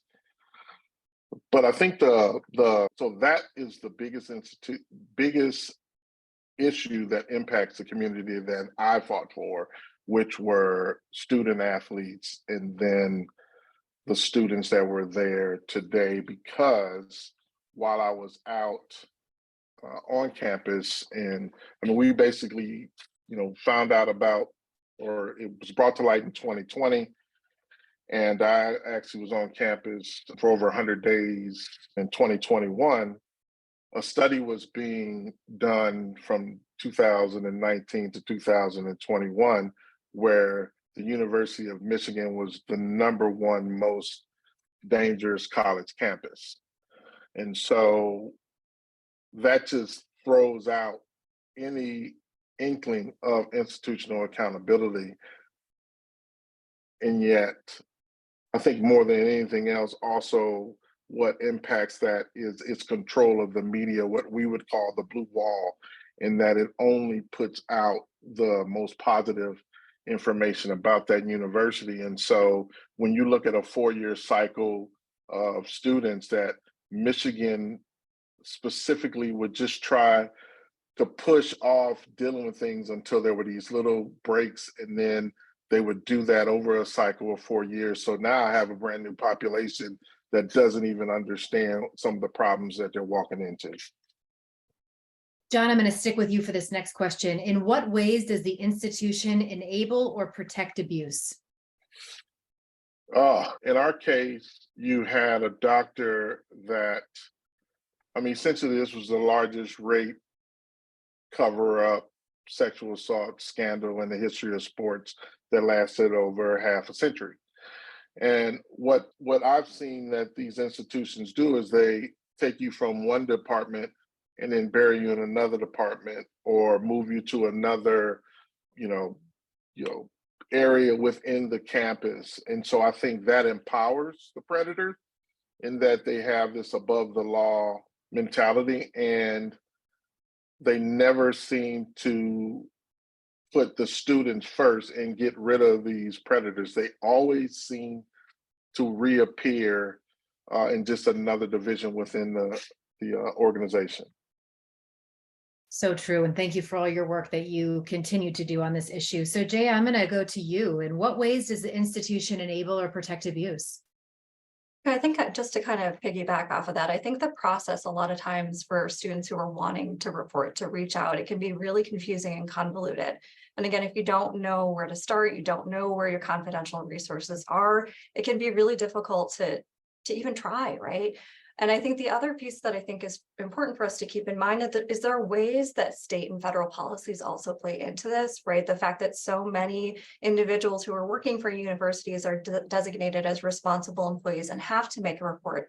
That can be good, right? We don't want universities covering things up, but it's also often very disempowering, right? If a survivor has that trust with a faculty member and they want to talk about what their experience is, for that faculty member to say, oh, well, now I have to report you to Title IX because you told me this, right? So I think the confusion, the difficulty navigating those systems, the fact that it can be so different depending on, was it a student, was it a staff member, trying to address situations with faculty, especially tenured faculty, is a whole nother level. And so I think institutions are in some ways confined because of state and federal laws, but the process itself and the fact that it can be so different depending on who was the person who caused harm also adds an additional level of confusion for a lot of survivors. Thank you for that. And yes, I agree with you 1,000,000%. Bonnie, I see you shaking your head. Yes. In what ways does the institution enable or protect abuse? Absolutely. I agree wholeheartedly with my colleagues in this moment, right? I'm sitting here listening to you both, and I'm like, yeah, like that's it. Snaps all around, because I think this is one of those moments where we see the institution for what it is, and that is a money revenue business, right? Not a place where where we hope and pray that victims and survivors have the access to education that they need in a way that feels the most comfortable and empowering for them. There are checks that have to be made, and T's that need to be crossed, and I's that need to be dotted for institutions. Unfortunately, that's on the backs of victims and survivors, right? And whether that be through their accountability process with their perpetrator or someone who is accused, or whether that just be, well, admissions this year is low, so we really just need these numbers to look a little different. We're only going to take certain parts of the Clery definition of sexual violence and utilize that section of the definition to fit what we need to fit. So I think it really, the image of many of these institutions, regardless of the size of the institution or location of institution, I think what's really interesting right now in a post-COVID world is we are seeing colleges and universities numbers plummet as far as enrollment and those sorts of things. And these larger in-state institutions are getting even bigger. And so when we think about that, right, if you're an institution whose numbers are not doing well, we might need to look at our selling points. And if our selling points is we have a high number of Title IX reports, which by the way, doesn't mean anything about the number that's happening. What that means is the resources are provided and students know where to go to make these reports. Well, we don't want those numbers to look like that. So we're gonna change them or skew them a little bit, right? So I think I wholeheartedly agree with my colleagues in this moment, but I also just, it's the image of so much of what it is for these institutions. And I think John said it best, right? Of they're gonna pluck you from here and put you over here, because that is a lot easier than the scandal that might incur if we decide to release you or make this public or do some other things. So we'll just brush it under the rug, which, let's be honest, is half the reason why we're all here today, is because sexual violence has been swept under the rug for too long. So that's where I come from, friend. Exactly. I'm snapping 1,000 times for that. So Bonnie, I'm going to stick with you here. So what can we do when our institution is violating our rights? Yeah, I think this is an interesting question. And with this question, I specifically think from the lens of the student, right? I know what I would do as a grown human in my own bodily autonomy. There'd be some choices made, okay? But I'm also not an 18 to 22-year-old human who's worried or nervous about where my story's going, who's worried or nervous about social capital, who's worried or nervous about, well, what happens with me then if I do come forward. I think the best thing that students can do is to understand their rights first and foremost, right? I think Jaya said it best just a second ago, friend, of they're confused. And that's on the institution why they're confused, right? You talking at them for an hour at orientation about the policy is not near enough for them to understand what their rights are as a student, and in this case, as a victim or survivor. And so if we want to enable victims and survivors to come forward and understand their rights, I think it's how are we making this accessible and equitable across variations of student, across different identities, and really ensuring that, right, the information is there. I want you to know your rights. I want you to feel good about that. And who can you turn to have those conversations about your rights? So I think it's a little bit on the institutions. I know it's like again, it's the Spider-Man thing. Well, like if the institution's at fault, but the institution can fix it, who gonna fix it, right? But it really is, I think, on the institutions to say, okay, well, we need to make this readily available for students, for victim survivors, and have humans who are here to explain to an 18 to 22-year-old brain what their rights are. I am not a lawyer. 18 to 22-year-olds are not lawyers. I need people to talk to you like you're 18 to 22. I'm gonna treat you like an adult with respect, but here's what this means, not if, but when you or someone you know is impacted by sexual violence. That's what you need to know. Love that. Exactly. And sadly, like you said, not if, but when someone that you know. Oh, thank you so much. John, I'm going to turn to you. What can we do when our institution is violating our rights? I know you've been there.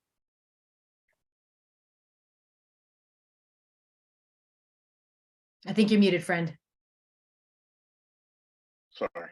No When I was looking at going out on the campus, I did a tremendous amount of research. And it just so happens that Ann Arbor and the University of Michigan has always been a First Amendment rights town and a university. And so I looked at, I guess the specific way I looked at connecting with the students is I looked at the major protests on the University of Michigan since the 1960s that were led by students. Because I knew that in our situation, to get a voice, we couldn't change what happened to us, but we could make the campus safer going forward. And so, as crazy as it was to pack up, a backpack and sleep on the ground, I knew that the students also needed someone that couldn't get expelled, or let's say couldn't be reprimanded, but that could stand with them, and the solidarity piece, and could speak for them. And I think that gave the students power. Like, we have so many rights in this country to speak up and to speak out. So I think first and foremost, that was key, is understanding how powerful I had never really had to use my First Amendment rights in 50 years of my life until I was out there at the university. So I think that's the first thing, is understand what your rights are, understand that we do have a voice, and those are constitutionally protected. And so I think that first step is, educating yourself, before you speak or before you act. And then I'm the only one, I think, had to be overcome, at least even from me, to be out and think that I knew there were men that couldn't speak up and speak out, but I did not really internalize that the extent of the abuse that I suffered. I thought it was just me, even at 50. And so find someone that believes you. That's first. The second thing I would, understand your power, your First Amendment rights, find someone that believes you, and speak up and speak out. I always say that the squeaky wheel gets the oil. And a lot of times these universities, even in the smallest sense, do not like bad publicity. And so you never know whose ears, if I just, I never thought I would be on NPR, All Things Considered. And it's been one of my favorite, NPR shows of all time. But because I was crazy enough to speak up and speak out, I was on that show. And I remember, like, 2 days after that show, a gentleman coming up to me in his 40s and telling me and disclosing to me his trauma. And then, like, 2 days later, he brought his wife, and she had to talk him out of, because of health issues. He's like, I'm going to bring my tent out here. So you never know what little, thing that you do that could create a movement, because I think we all want to be heard, and we all don't, as Angela and I have talked about so many times, I suffered in silence for 50 years of my life.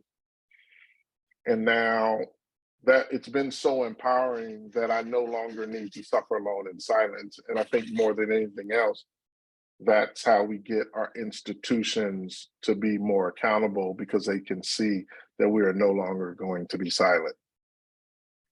That's amazing. And one thing that's so remarkable, John, I think about your journey that I've really seen play out is just how many of us there are. As you were camping, you had so many survivors of all gender identities coming to disclose to you and share with you. And just like that power of community when our institutions are violating our rights, like the power of us coming together, and the power of other very outspoken survivors. John has spoken very openly about his sister from another Mr. Trine Gonzar, who's one of the outspoken survivors of Larry Nassar, who's become family to John.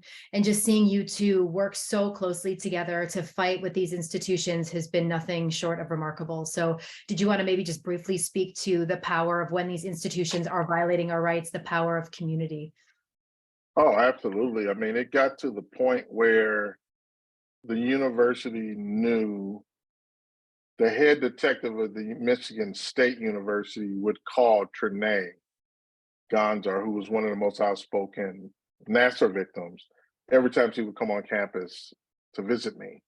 They knew where she was. And it was this, so I was out there for over 100 days. And the thing that was most inspiring, or that in a lot of ways helped save my life, is this middle-aged, I look like Frederick Douglass, had a huge beard, hair's all over the place. I'm in this soccer mom tent to start with, but I heard over 600 individual stories of people disclosing their sexual assaults or abuse or rapes in a 100-day period of time. But I'd heard over 50 men tell me their individual stories. But the one that really turned it for me, in that really changed the dynamics of our protests, is I had a young lady, and you remember we were just going through COVID. She had walked by the campsite for like 3 days. You know, kind of like, who's this crazy man, right? Then one morning she's going to class early, and she says to me, she's a sophomore at this time, and this is the second week of October. She says, I spend more time on this campus thinking about the next time I'm going to get raped or sexually assaulted than I do thinking about my major. And I wasn't in school where everything was virtual my freshman year. And at that point, because I'm a girl dad, it not only broke my heart, but it also helped me to understand the Goliath that we were fighting. And so each day, I would say, each day I stay would bring another to the light. And then before you know it, within a month, we had a student camp out with over 14 tents and over 300 people. And the university had to, you know, start taking notice. And I think, you know, I just felt like we weren't being heard. Like I really, and honestly, I thought I was going to be arrested in the first 24, 48 hours of going out there. So, and you know, another thing Angela and I talk about, and I don't know what you believe in, but I always have felt like God never calls the equipped, he equips the called. Because I had never camped in my life. I had never slept on concrete. I had never done any of these things. But he made a way to bring the voices of these students and the voices of so many men and women that had suffered and were suffering in silence, to our voice became as loud as the Goliath that the University of Michigan was. And so I just believe that it doesn't, you know, one man can move a mountain if he's standing next to another man and another woman who's moving the same mountain. And that's what we did. I might have been the crazy one that started, but I can't ever take responsibility for how we were able to bring light on what is happening at the University of Michigan and then also at Michigan State, because they now know when you see me and you see Trinae, we're coming. So either, you know, you circle the wagons or you welcome us in, because you know we're coming for change. And you know we're always 100% focused on survivors. Oh, thank you, John. Thank you for all your work. It's always so inspiring. So Jay, I'm going to ask you the same question. So what can we do when the institution is violating our rights? Yeah, I mean, I think both answers have been incredible. I think for me, when I think about this question, I always think about, what does justice look like for the survivor we're talking about, right? Because being part of an activist movement can be justice for them. Being able to just move forward with taking their classes and not letting the betrayal that they've experienced, the violence that they've experienced derail their goals might be justice for them. So really thinking about, what support might that individual need or that community need? How do we center survivors as we're thinking about what institutional accountability looks like too? Because it shouldn't just be on survivors to create change, right? Some of that is also looking at who are those external, you know, individuals or agencies who are willing to do some of that advocacy. So we're taking that burden off of survivors, because for some folks, it's empowering, it's healing, it's that way of finding community. But especially for folks who might be in a really small program or at a small university where they don't want everyone to know what happened, or they're concerned about retaliation, right? We have protections for retaliation, but that doesn't mean that people don't experience retaliation, right? And so thinking about what feels right for that individual, whether, again, it's being part of something larger, or whether that's really thinking about, what do I need in this moment to take that next step?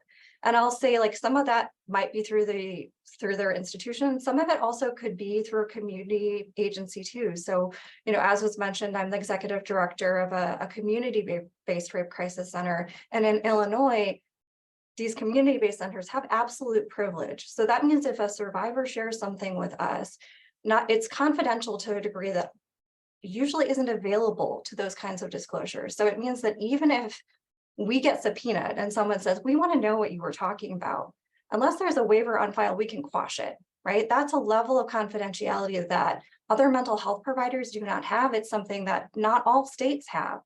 But if for that individual, what they need is a space to safely heal, safely connect with other people, other survivors, maybe that's a better route for them. And so really thinking about what are the full range of different options that are available to them, whether it is, reporting to, a state or federal entity, whether it is getting involved at a, either a local or a larger level in activism, being involved in policy work, right? Any number of things can be a way of healing and finding justice.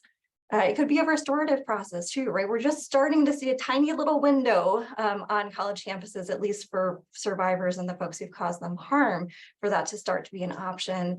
I think it's important to kind of keep that survivor-centered perspective that we all have, so that we're making sure we're also thinking about how do we help folks do that in as safe a way as possible for them, right? I think sometimes people get really excited, they want to be part of pushing that change, but to John's point, is that something that they have the ability to do without being concerned about, how they're going to be impacted on campus? Is that something where they're concerned that it might impact their ability to complete their degree? And so really thinking about how are we supporting survivors, and also helping them think through, hey, if you are being retaliated against, right? Or if you're being harassed online by other students, maybe even, right? I think it's important that we acknowledge, the last session was about rape culture, right? We're still living in a rape culture. So even as we're thinking about what accountability looks like, we need to be centering survivors. So we're creating opportunities for healing, for justice in a way that's as safe as possible for them. Great answer. And so I'd love to just throw it right back to you. What safeguards do you wish were in place that are not yet today in place? Yeah, I'll echo back to the last panel too. I think so often universities, they do end up buying these pre-made programs, and it's a one-time thing. And we're making all sorts of assumptions about what level of knowledge people have coming in about sex and healthy relationships. So actually thinking about what is prevention, right? So looking at how are we addressing the root causes of sexual violence? How are we providing that training, that education before folks get to campus? Because we can't assume that everyone is coming in with the same knowledge, that everyone is coming in with the same resources, and it can't just be a one-time thing, right? It can't just be you check that box, you did that online training, you're good to go.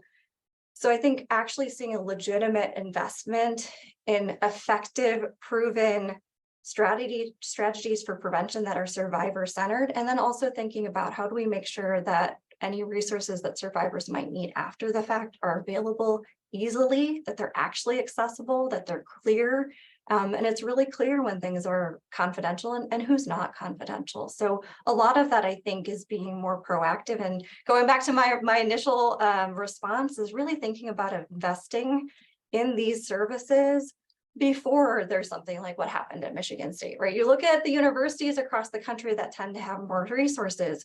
A lot of times they're waiting until something horrible that's happened to many survivors has already happened, right? Why are we waiting for that, right? Why aren't we thinking proactively that we have an obligation to make sure that the individuals who are coming to our campuses have the opportunity to safely learn and to thrive, and not have that concern of, am I going to be assaulted? Or like John said, like, when is the next time I'm going to be assaulted? So I think really just being more proactive and addressing actual prevention, and not buying into things that might be risk reduction or putting more responsibility on survivors.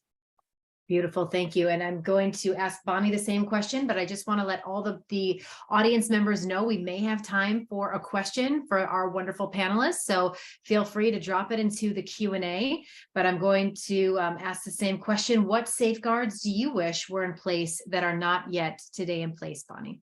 I got a list. friends. Like, let's start there. There's a list of things. My quick and dirty top three, I think the first one is challenging the way that we expect mandated reporters to report forward, right? Being in fraternities and sororities, I think we have such a close relationship with the students in which fraternities and sorority professionals serve, right? There is that connection there. You rely on values, sisterhood, brotherhood, whatever it may be. And I think in the response, that is where that brotherhood and sisterhood shines. And so I think it's important, right? If there's an on-campus professional who receives said information and then they're like, so I know we have a really good relationship, we might even be a part of the same organization, but whether you like it or not, I gotta go tell somebody, I gotta go tell that, right? That defeats the purpose of empowering a victim and survivor to come forward in the first place. So I think that is the first thing. The second thing I would love to see, specifically within Title IX, and it's not necessarily a thing that's currently in place, but I think it's a challenge to people who might be listening within the Title IX office or that capacity. We need to be sharing when there is a pattern of behavior associated with specific registered student organizations. If there is a fraternity that has X number of cases currently going through Title IX, the on-campus professional wants to know so that way they can work to hold the organization accountable as a whole, right? And I think that is huge and a great way to look at that. And the third thing I think for me is really this well-rounded piece of education, right? I'm a speaker and I do this work. One-time speakers do not work. It is vital that there's got to be more education and more things given and provided to provide a well-rounded type of education. I think you got to start at healthy relationships, have conversation about what consent is and what sexual violence is. And then again, round that out with that victim and survivor support. What are those confidential, non-confidential resources, student rights, behaviors, all those sorts of things.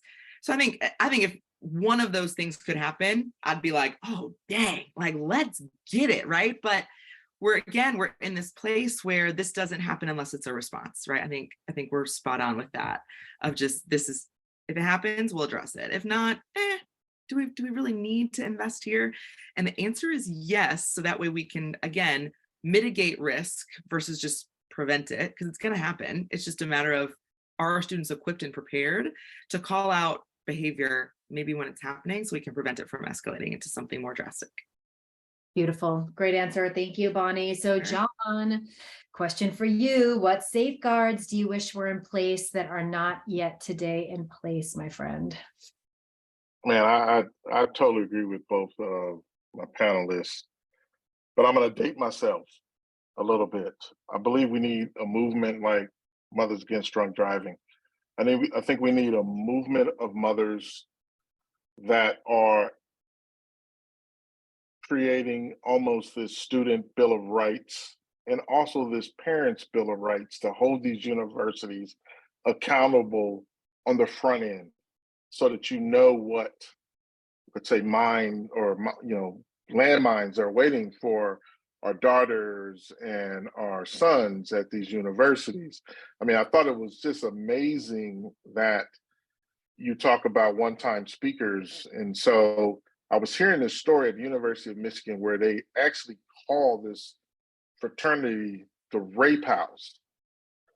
And you're not supposed to go there and you're not supposed to live around there. But it's a student that's leading the education of, here's where you're not supposed to go. In my case, and I see this so many times with athletes, even though the father's very involved, it's the mother that says, okay, my baby can go to this university and they're going to take care of them. And I think we need that type of, if we have the mothers of America and even the world standing up to these universities and say, you will protect our babies. I think that voice, it could be echoing with ours. And then safeguards of transparency. Like, let us see, if it's so easy to go on Google Maps and find my way around a confusing place like Ann Arbor, you should have transparency to tell me what has happened in the past, how you stopped it, and what you plan on doing going forward. So I think the universities have to also look at, coming from a sports background, we play a game, we look at tape. They have to admit that they have flaws in their system, and those systems are hurting its most valuable resources, which are its students, because we don't have universities without the students. And quite frankly, at that period of time, going from girlhood, boyhood to womanhood, manhood, these are the next leaders of this country at all these different universities. So we must empower them to feel like they're number one, get back to why universities were started, to foster education and, think tanks and things of that nature, not when's the next time I'm going to be assaulted and can I walk this way? Or let me make sure I leave the library, 2 hours before it closes because I know I'll be safe because I don't have to walk by myself. So some type of movement of mothers, I really believe in that. And some type of NCAA or conference sanctioned Bill of Rights for students that each university and the students uphold. I love that. Well, one thing John and I have talked about at length is my vision and my hope is for the John Vaughn Accountability Act, where universities are held accountable when they know that these things are happening and they cover it up, that they would lose their governmental grant funding. I mean, there needs to be something where these universities are held accountable. So we are in talks with some congressional members to try and make that happen, which would be great. The one thing I did want to mention that I would love your feedback on in the last minutes that we have together in terms of what safeguards. One thing I would love to see that I know some universities have is amnesty policies for survivors of sexual violence that were drunk on campus, that they will not be held accountable because of drinking on campus. There's been a lot of survivors that I've spoken to over the 20 plus years that I've done this work that are really fearful of coming forward if they were raped or sexually assaulted under the influence, that they will be in trouble. And so I think having policies like amnesty policies, so I would curious if any of my panelists have any feedback on that or thoughts on that. Jaya. So the University of Illinois at Urbana-Champaign does have a policy like that, and it makes a big difference for sure. I think also making sure that's paired with an understanding with local law enforcement and local medical health providers, right? So, if someone's going to the emergency department, making sure they also know that there's an amnesty policy, if that's applicable, right? Again, it's going to be community specific, but it makes a huge difference, right? To make sure that people can actually access the resources that they deserve. And I certainly have seen the positive impact of that we have that here in Central Illinois. Love to hear that. Thank you so much. Anybody else have any thoughts on that? I'll hop in real quick. I've also seen this on the organization side, which is interesting as well. If a sexual assault happens at an off-campus facility or at a social event or whatever it may be, right? That organization, if alcohol was present or provided by the organization, is then underneath that amnesty policy of, well, this is what we need to address. And this is what we need to work on.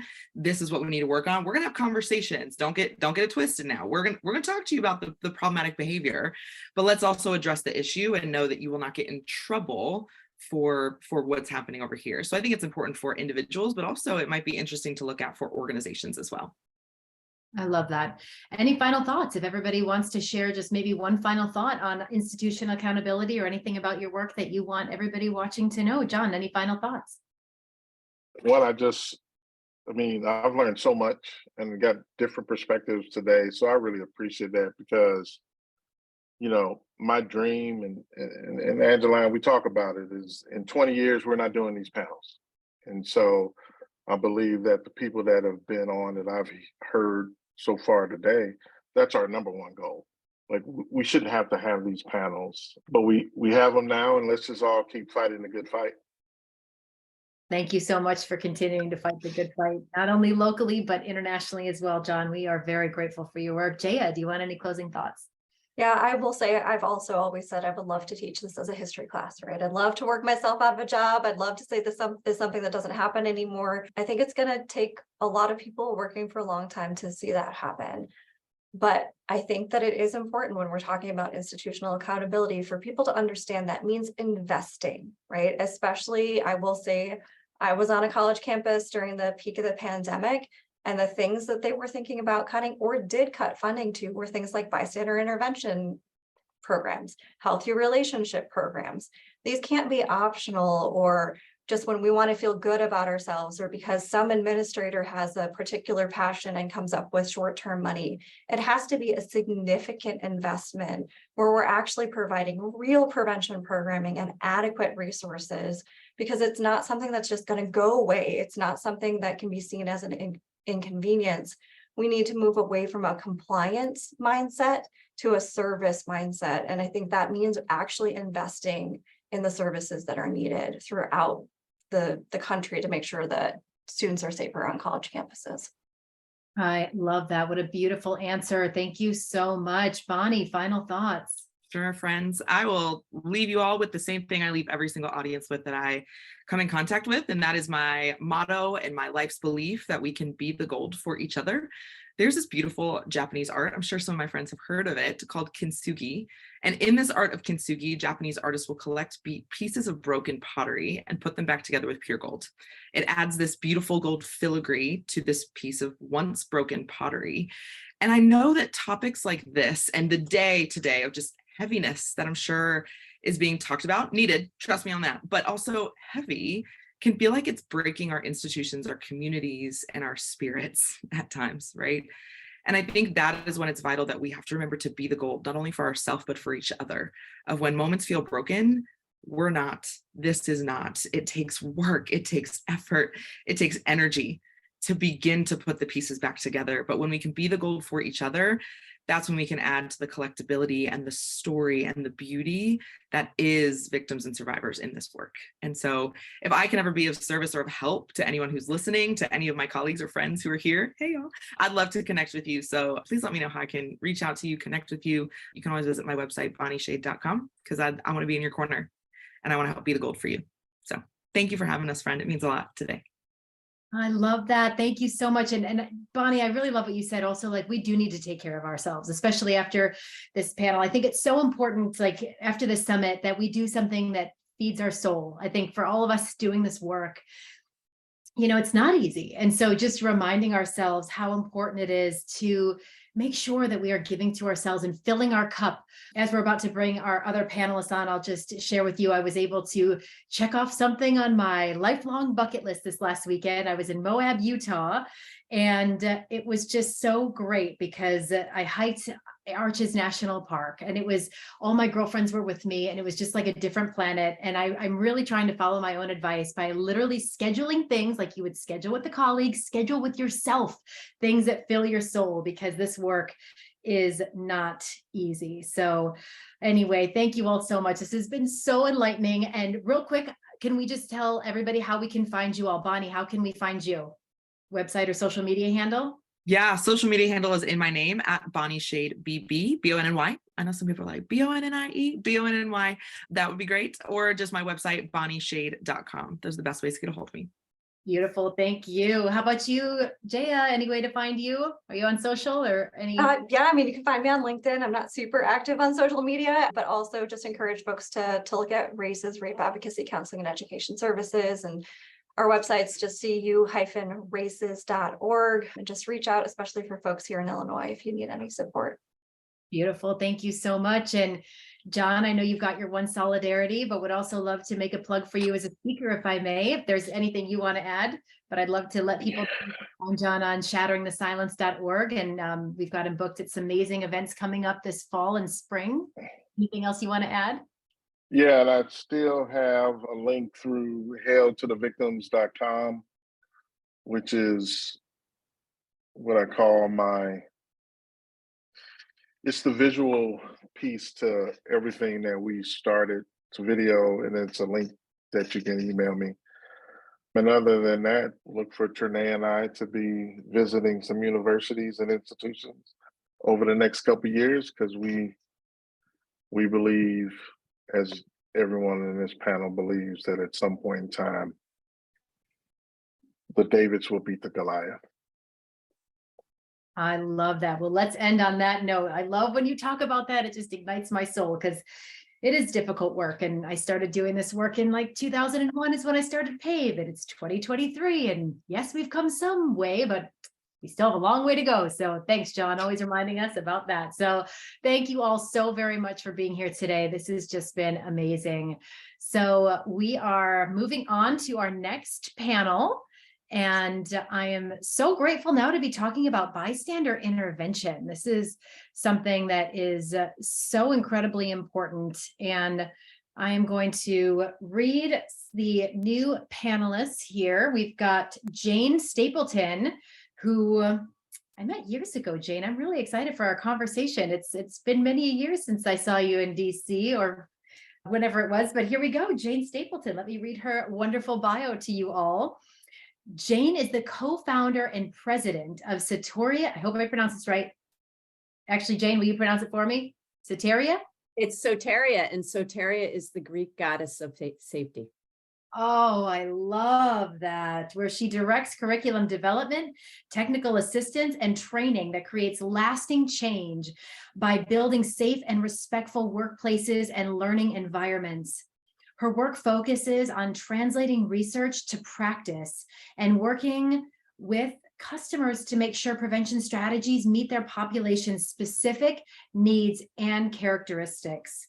Jane co-authored Bringing in the Bystander, a scientifically evaluated and proven effective prevention program for workplaces, colleges, universities, and high schools, which I'm so passionate about the high school age range. Jane has also co-developed the Know Your Power Bystander Intervention social marketing campaign.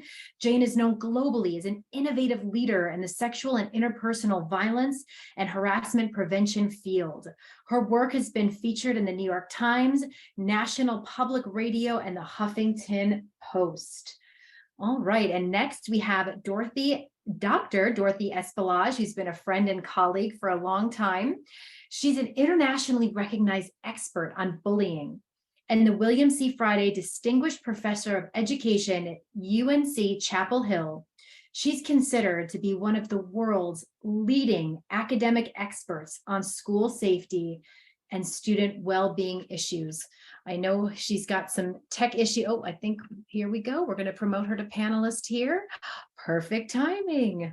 Let's get this going here. Dr. Dorothy Espelage.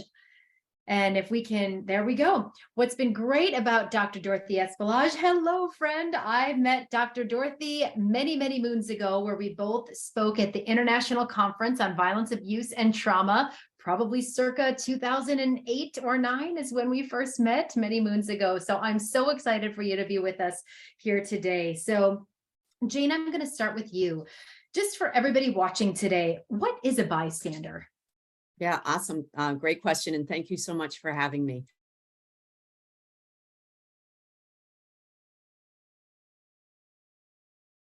Where the opportunity to intervene, basically witness a problematic situation or a harmful situation. And again, either being there or seeing what's happening or potentially even hearing what's happening, they have the opportunity to do 3 things. So the first thing would be to safely intervene to the potential harm or the harm that's happening. They have the opportunity to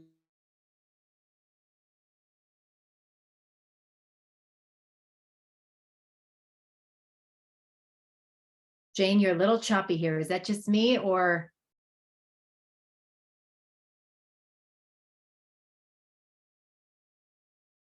Is taking my camera off helpful? It is actually. Yes, ma'am. We can Okay. hear you much better now. Thank you. Okay. Again, bystanders are individuals who witness dangerous or potentially dangerous or harmful situations, and they have the ability to do 3 things. One is to safely intervene before, during, or after this incident to assist the person who needs harm before it happens, during it, while it's happening, or after. They potentially might do nothing. And I think a lot of times we have the idea that if you do nothing, you somehow have failed or you haven't sort of done what you were supposed to do. And actually, there are very valid reasons why individuals do not intervene. And I'll talk about that a little bit later. Or bystanders can unfortunately contribute to the harmful behavior. And so within the context of my bystander intervention work, which actually has spanned really my entire career, which is over 35 years, we talk about pro-social bystanders. So those are individuals who positively impact the potentially dangerous or the dangerous or harmful situation. So that's how I would define bystander. Thank you, Jane. Appreciate you. Dr. Dorothy, what's your definition of bystander? I think it's very similar just because I've followed Jane's work. So I really appreciate the third component of the definition of contributing to the behavior. And I think for a long time in the bystander world, we haven't focused as much, Jane would say, on those positive bystanders. In my work in K through 12 settings, in middle school and high school specifically, we look at, unfortunately, we're seeing peers that kind of add fire to the flame in some ways, and they do it at low levels of sexual harassment. I wouldn't say any low level of sexual harassment, less so when it comes to the rape and sexual assault in the school settings, but I think it is very important.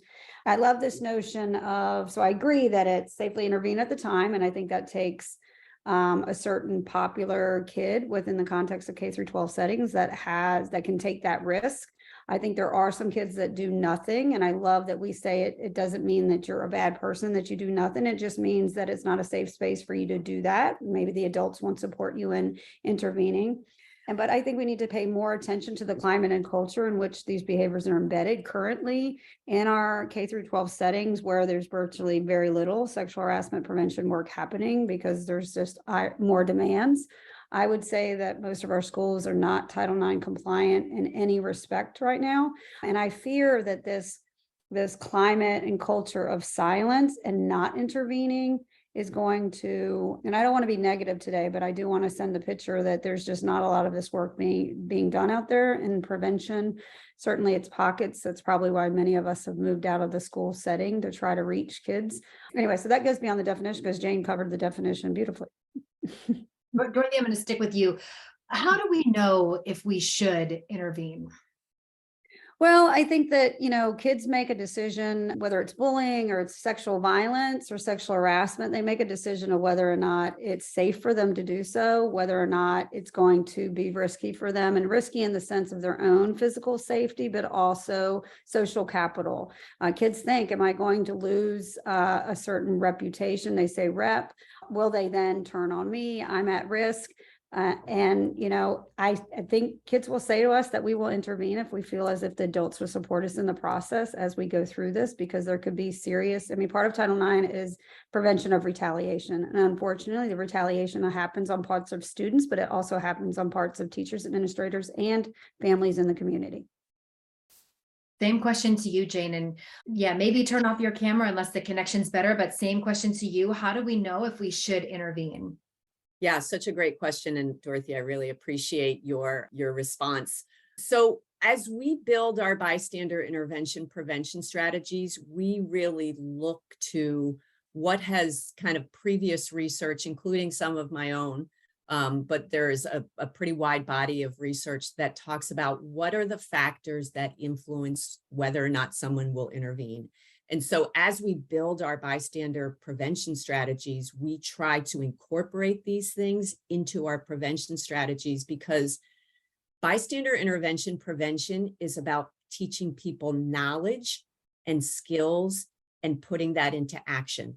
And I think that is oftentimes really missed by schools as well as colleges and universities and workplaces. They want like a training that can check the box. So I want to first just say that bystander intervention prevention strategies, which are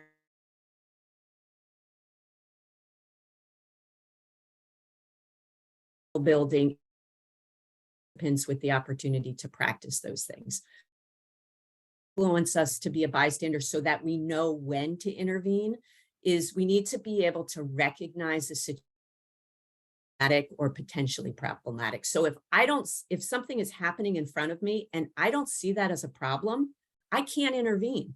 So we need to make sure we're teaching that to our participants. The other thing that influences is it safe to intervene? And, you know, I think Dorothy is sort of talking about that. Like there is, whether or not we're conscious of it or not, we do go through a process. And sometimes our brains go into automatic sort of brain muscle memory about, you know, this situation is one that I maybe am familiar with and I haven't had a good experience with, so I am not going to intervene. So safety is something that we have to consider. The other thing that we know influences bias. Have you seen somebody else do this before? So do you have a role model? Have you seen this done before? Or have you sort of gained skills or practiced doing this behavior? The other thing, situation, and I know that person personally, maybe that person shares the same gender identity that I do. Maybe that person is in a class of mine, or I've worked. The other thing that we know actually negatively influences somebody in intervening, which I'm sure at least some of our participants in this webinar have heard of before, is the bystander effect. So who witness a situation, the more likely we are to think, well, you know, Dorothy saw that, she'll go tell the teacher or she'll go tell the supervisor. So we need to be very aware that the larger the group, that we're sort of more inhibited thinking, oh, somebody else will do it. So it's diffusion of responsibility is the kind of the social psychological work. So those are things that influence whether or not we intervene. The other thing that's really important, and I always want to say this, is if somebody asks you to. So a lot of times people focus on, you know, like the first person who stands up, but actually oftentimes it's the second person who's like, yeah, I'm going to intervene. And then, you know, more people sort of intervene. So anyway, those are just some factors. And again, those are all really research-based. They're not the only ones, but when we build programs and strategies, that's what we make sure are part of what we build. Thank you, Jane. That's so important. And we lost your sound just for a minute. So I just want for everybody listening, again, just to reiterate the importance of the bystander effect. The more people that witness something, the less likely it is that anyone's going to intervene. Why? Because somebody thinks, well, somebody else is going to do it. I don't want to be the one. So I think that's a really interesting point. I just wanted to make sure that everybody heard. So Dorothy, what if we don't feel capable of intervening? Well, you know, I think there's different ways to intervene too, right? So some adolescents, and that's what I focus on, or college students feel comfortable in the moment addressing it, if it's an indication of some inappropriate gendered response in some way. But then others may be intervene by reporting, like we have better reporting systems on college campuses, not necessarily in high school, but in college campuses, so that you can report. So recognizing that being a bystander in a bullying situation, being a bystander in a sexual harassment situation, they don't all look the same. And so telling someone, I think providing some level of support for the person that is the target sometimes can send a message that I see you, even making eye contact or walking away with this person, maybe talking to other people that might have seen it. I think that offsets the bystander effect a little bit, although the bystander effect is very dynamic. I think to Jane's point that a lot of these, and this is what I like about bringing in the bystander, because it's so grounded in decades of research of what we know that predicts those who will, and the barriers to this as well. And what I heard Jane talk about is that we have to create a climate where we're not dismissive of sexual violence. And we know that dismissiveness has gone up. And that's probably because of we saw during the last administration, the Trump administration, we see rates of sexual harassment that just went up. There's justification, you know, in the White House to do that. So when you have dismissiveness, and it's not just the bystander, it's literally dismissiveness on the part and almost blaming of the victim by the way they've dressed. It's the fact that it's 2023 and I'm talking about us blaming the way that people dress or the way that they may interact with other students. So getting that in check, right? But also this recognizing too that bringing in the bystander is based on really good solid theory that many kids contemplate thinking about intervening, right? And they have a logic. Some just intervene, some are not going to intervene, but some would have this empathetic pull that they want to intervene, but they evaluate the risk. So it goes back to classic psychological Prochaska Norcross. Jane hit it right on the head, that if you hang out with kids that intervene, you will intervene. That is the norm of the peer group. It's homophily, birds of a feather flock together. But if you also hang out with kids that participate in this, that's going to happen as well. So our interventions, that's why bringing in the bystander is so powerful, because it recognizes that these behaviors are embedded within a peer group, right? And they're embedded in really complex peer groups. Then add the athletic component where there's justification of aggression and, denigration of girls and women. But then let's flip it on the positive side and wait a minute, you're less likely to sexually harass, and for the most part, someone that you know really well beyond other types of sexual violence. But you're also more likely to intervene if there's a familiarity with that person, right? And so that's why it's so critical that the peer-led programs like bringing in the bystander and others are very powerful, that it's more of this peer-driven phenomenon, and understanding that the more you get to know somebody, the more likely you are to intervene. But Jane also points to, and I just see her logic model as she's talking, that we can have all of this. So let's say we have a positive school climate where we can put this in place. We're giving them, lots of information and awareness, because a lot of kids just don't see what we see, or they see things differently, or they have, unconscious biases about that's just how it is here. But then to give them skills, and consistently skills over time, and know that when they intervene, sometimes it's going to go well and other times it's not going to go well. So setting them up for, there's variability in how what this intervention is going to happen. So I just love this conversation, because a lot of people are just like, be an upstander, give them a bracelet, it's going to happen. And the reality is not. There's a lot of work that goes into this. Beautiful. Thank you, Dorothy. So I'm just going to ask Jane the same question. What if we don't feel capable of intervening? Jane, what are your thoughts? Well, yeah. So again, echoing everything Dorothy has said, I would say if you feel like you don't have the skills, then seek out skill building. I mean, and again, you need to be motivated to do that. You need to have the opportunity to do that. So I don't want to be dismissive at all to say like, oh, well, just go do it, because, people do have, as we say, barriers to intervening, and there are also facilitators. And there are like, how we intervene is really informed by so many external factors as well as internal factors. And so I'll give you a great example. Like, I grew up, raised in a family, where if we saw the neighbors fighting or doing something that maybe was kind of questionable, it was not our role to call that behavior out. It's just, that's not what you did. So, learning to be a bystander for me was sort of like, okay, at first, what do I feel comfortable doing? What is my comfort zone? And then I actually needed to learn some skills. So we filter how we intervene based on a number of factors, some of which we are very conscious of, and some of which are, again, it's our brain muscle memory. It's informed by our past experiences. For many of us, that has been trauma-based. So we need to acknowledge that. And there also are we encourage, particularly, again, high school students and college students, to think creatively. Okay, so for example, there are some students that I've met who are really creative and they think outside of the box. So for example, if they see a friend that's on a dance floor and maybe someone is kind of like in an unwanted way, kind of groping them, grabbing their behind or grabbing their sort of private parts.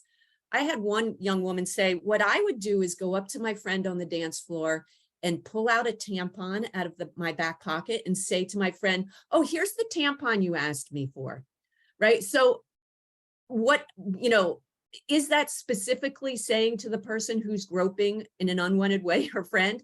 No, but what does that do?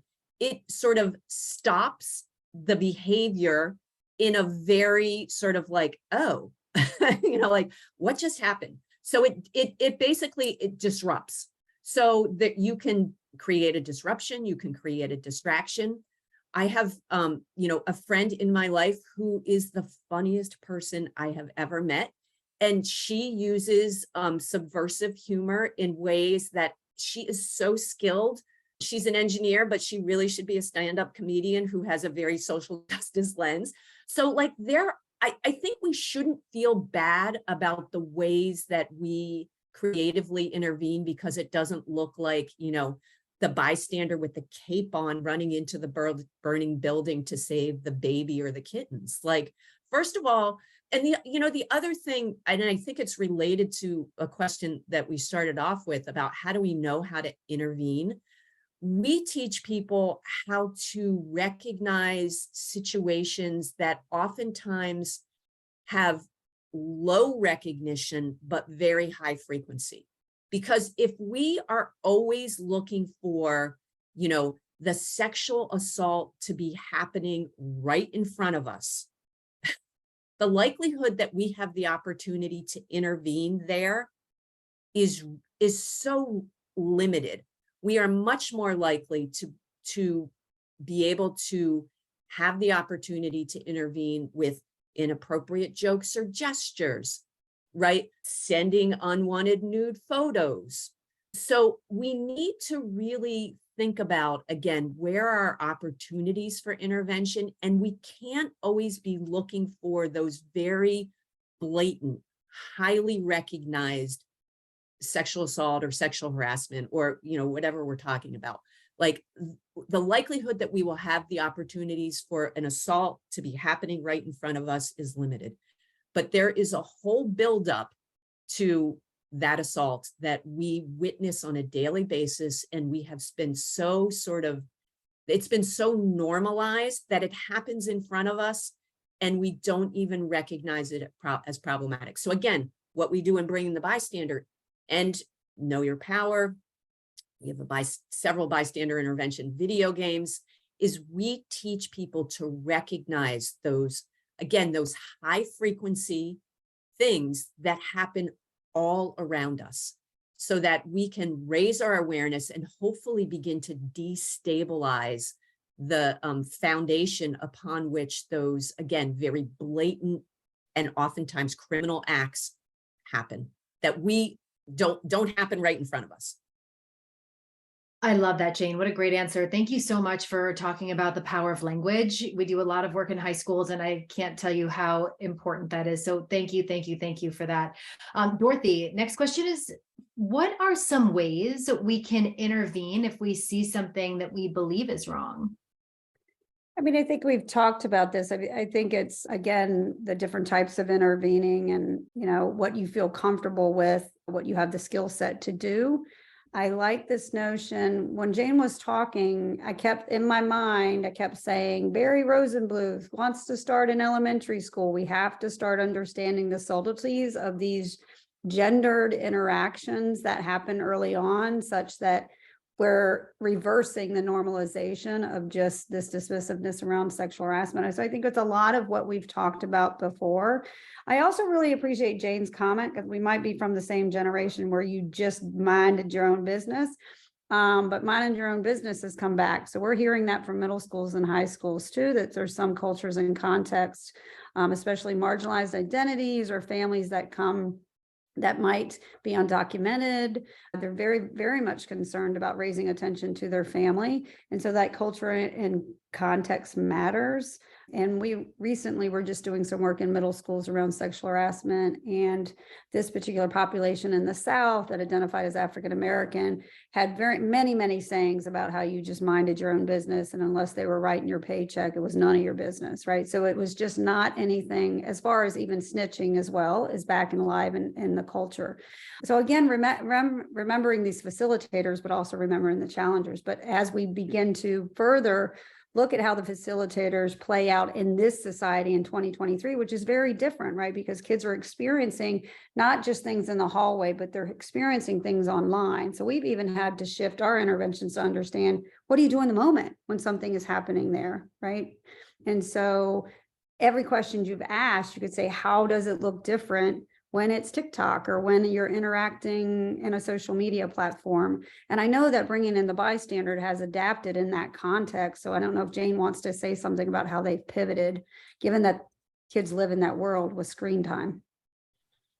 Yeah, so, and thanks so much for all of that, Dorothy. Just love what you're saying. So yeah, I mean, I'm one of the authors of Bringing the Bystander, which was developed in 2002. And, when we first developed Bringing the Bystander, we were talking really only about violence against women. And we talked only about sexual assault.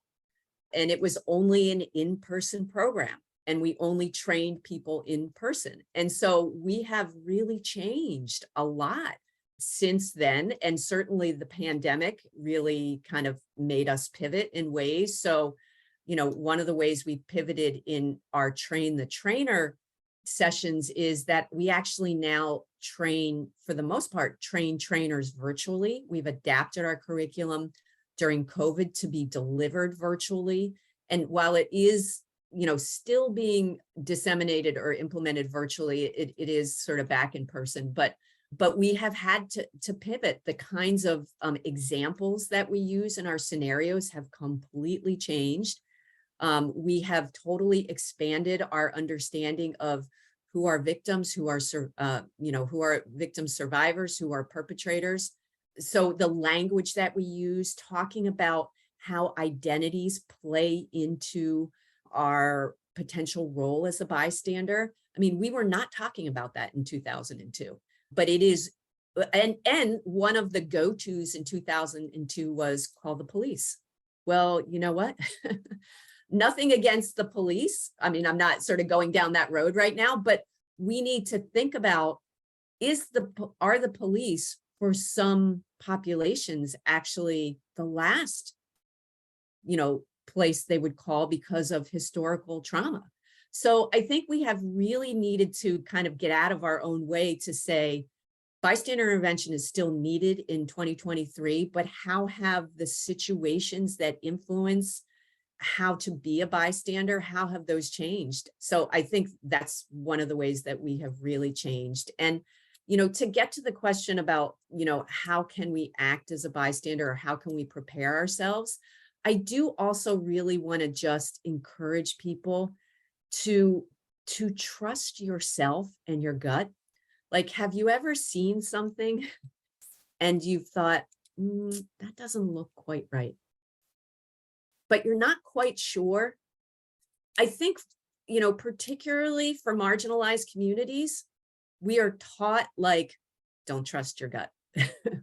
So I think, I really encourage people to sort of trust yourself.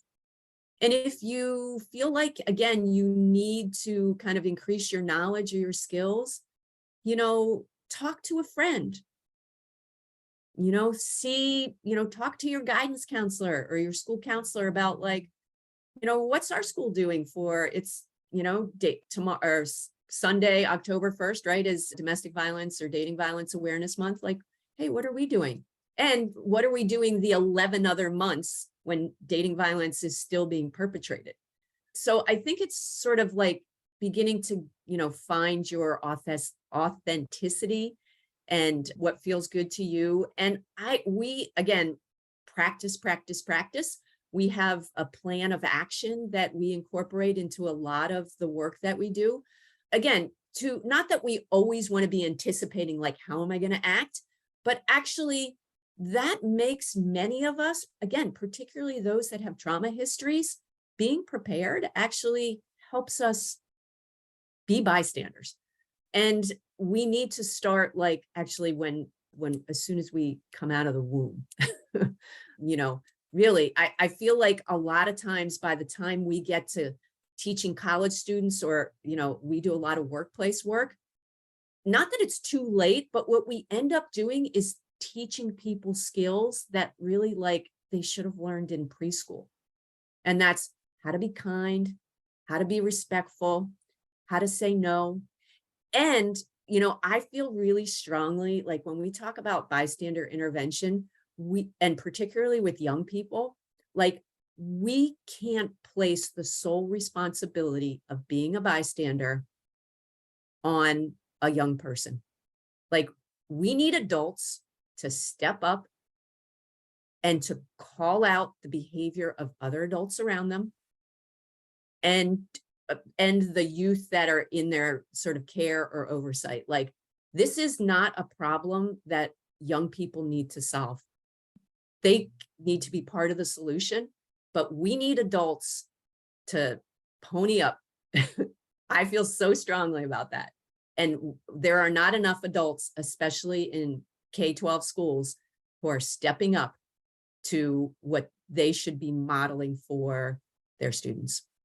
I love that. Well, we are almost out of time. What an interesting conversation. I'm going to ask both of you for some closing thoughts, but I just want to, we talked about ways to get involved. We talked about directly intervening. We talked about delegating. We talked about distracting. But one thing as a survivor that I really appreciate in terms of bystander intervention is when you can go and befriend the person who's been harmed and make sure that they're getting the support that they need. So I want to thank you all for the work that you do, but would love any closing thoughts. Dorothy, do you have any closing thoughts on this issue? Or I guess I would just echo Jane's last comment. So our research consistently shows on the positive side that when teachers and administrators are Title IX compliant and do what they're supposed to in their job to address sexual harassment, the kids sexually harass less. It is, and it's rigorous, it's beautiful, it's a simple thing.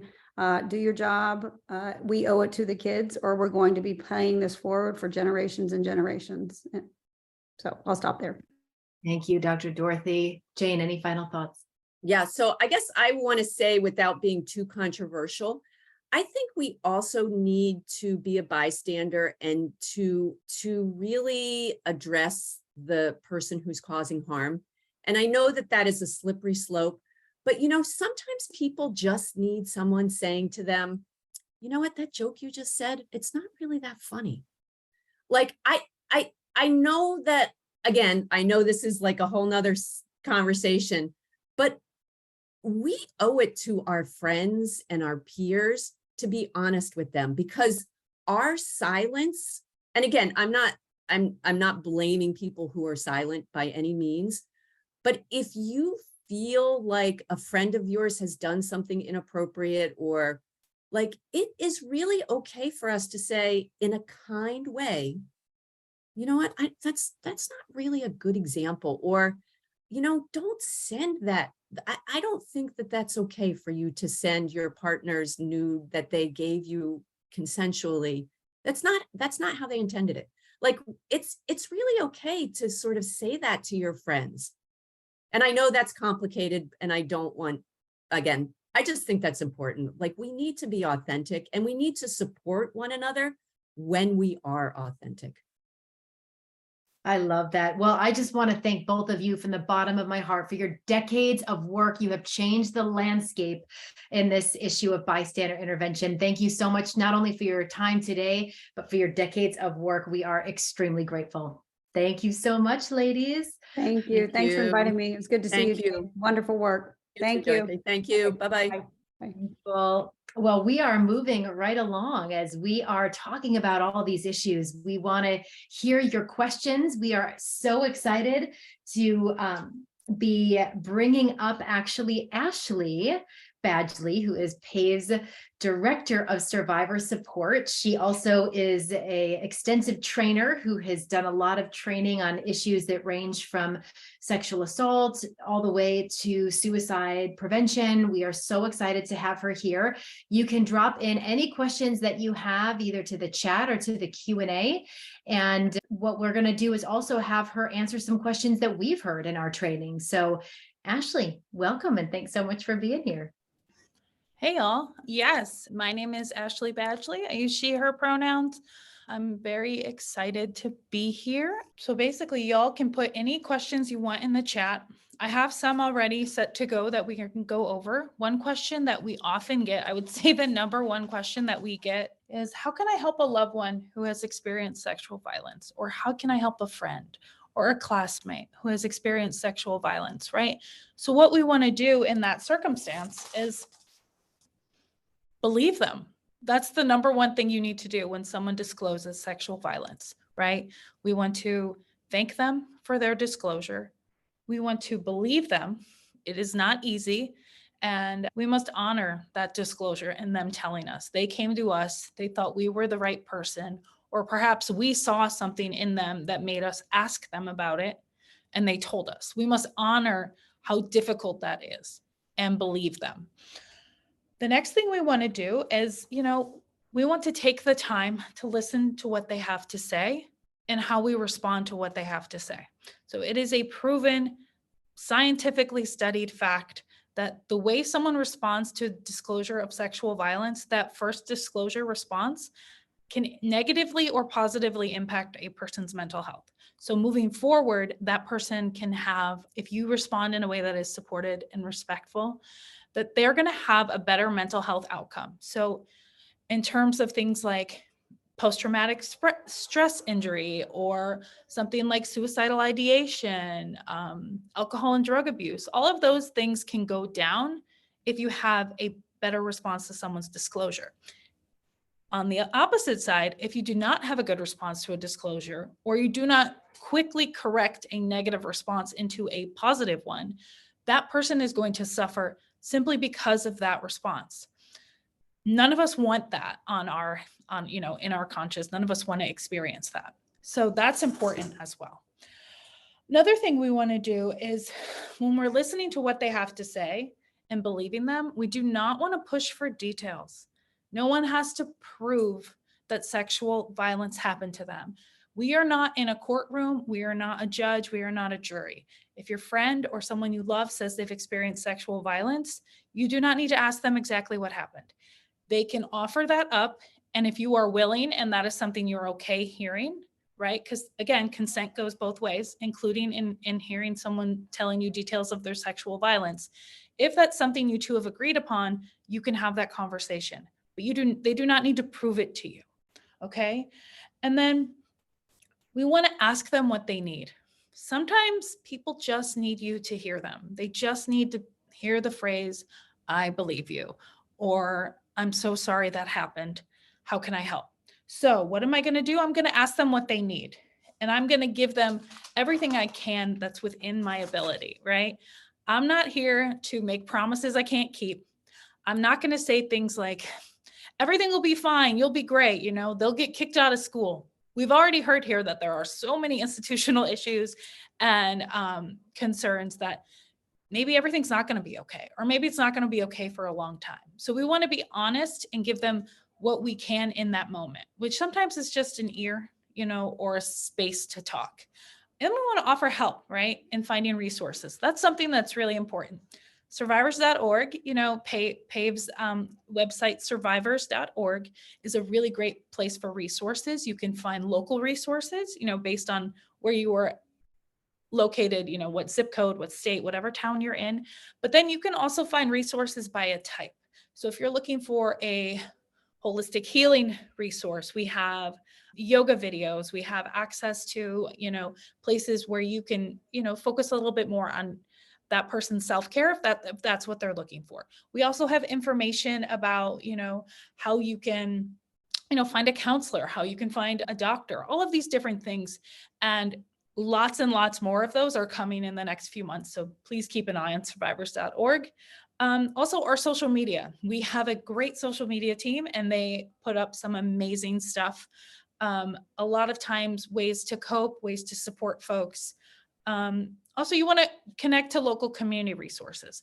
Again, we have that on survivors.org, but that's not, maybe not every resource in the world is there. And of something that could be really beneficial to them. So maybe they're saying, you know what, this situation is really bad. I don't have anywhere to stay right now. So you help them, find some housing resources. You help them find a friend they can stay with. Anything you can do to help them, even if it's something that's completely unrelated to talking about the sexual violence, right? And that's when this important concept of community care comes in. So, right, we want to create a community that is supportive. So yes, you've experienced sexual violence, but maybe the issue you're dealing with is substance abuse, right? Substance misuse. Maybe right now we don't need to talk about that sexual violence because you need to get in a program, to help with your drug or alcohol abuse.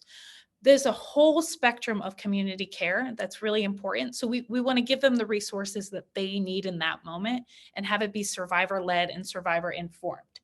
Of course, before all of this, if there's any emergency needs, that needs to be taken care of first. So if they need to go to a hospital, if there's an ambulance, anything like that, we definitely need to make sure that we have, their emergency needs being taken care of.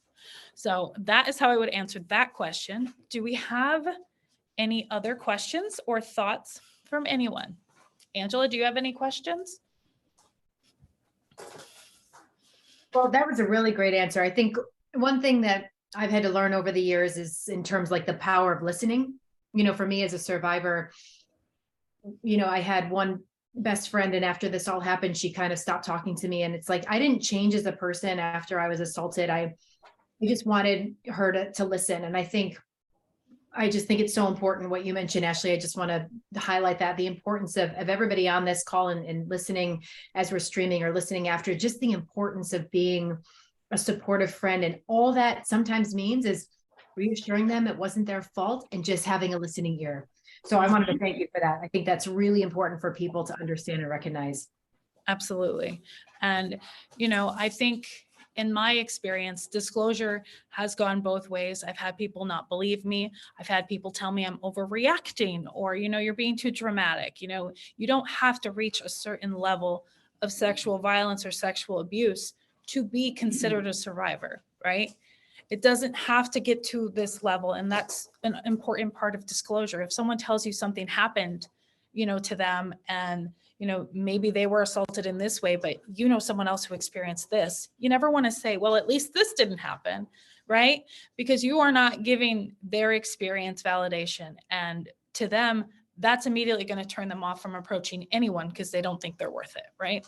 So it's definitely, response to disclosure and questions about how you support someone who's been sexually abused is probably, the number one question that I get in my work. And it leads to other places that I do my work. It leads to people having thoughts of suicide. It leads to people experiencing things like drug and alcohol abuse, or, engaging in risky behavior that they wouldn't necessarily engage in. And it's not their fault.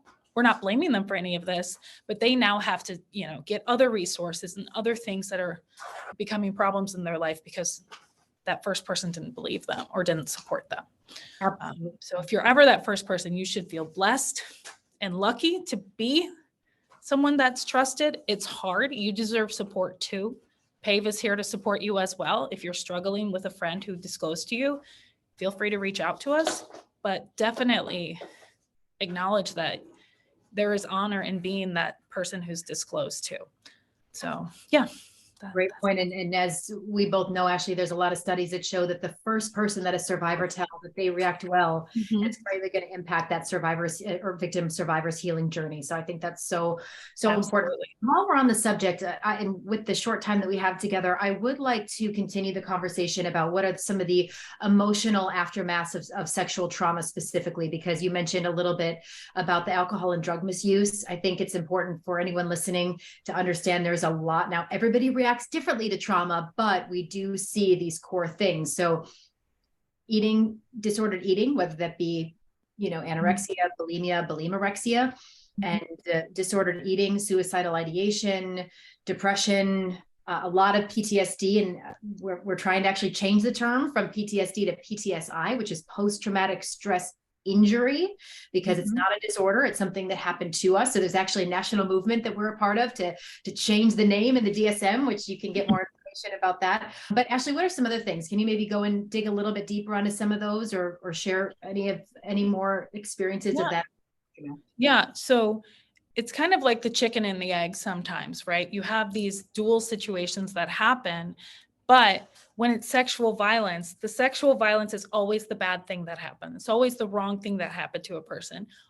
There are many things that a person who's been sexually abused, sexually violated may do as a response that society may view as worse, but it's the sexual violence that happened to them. That's the thing that we need to focus on. So if someone is engaging in, risky, illegal, dangerous activity, that is often an indicator that something has happened to them, right? Especially if it's out of nowhere, or if it's an increase, right? We know college kids drink. We know this happens. We know people experiment with drugs.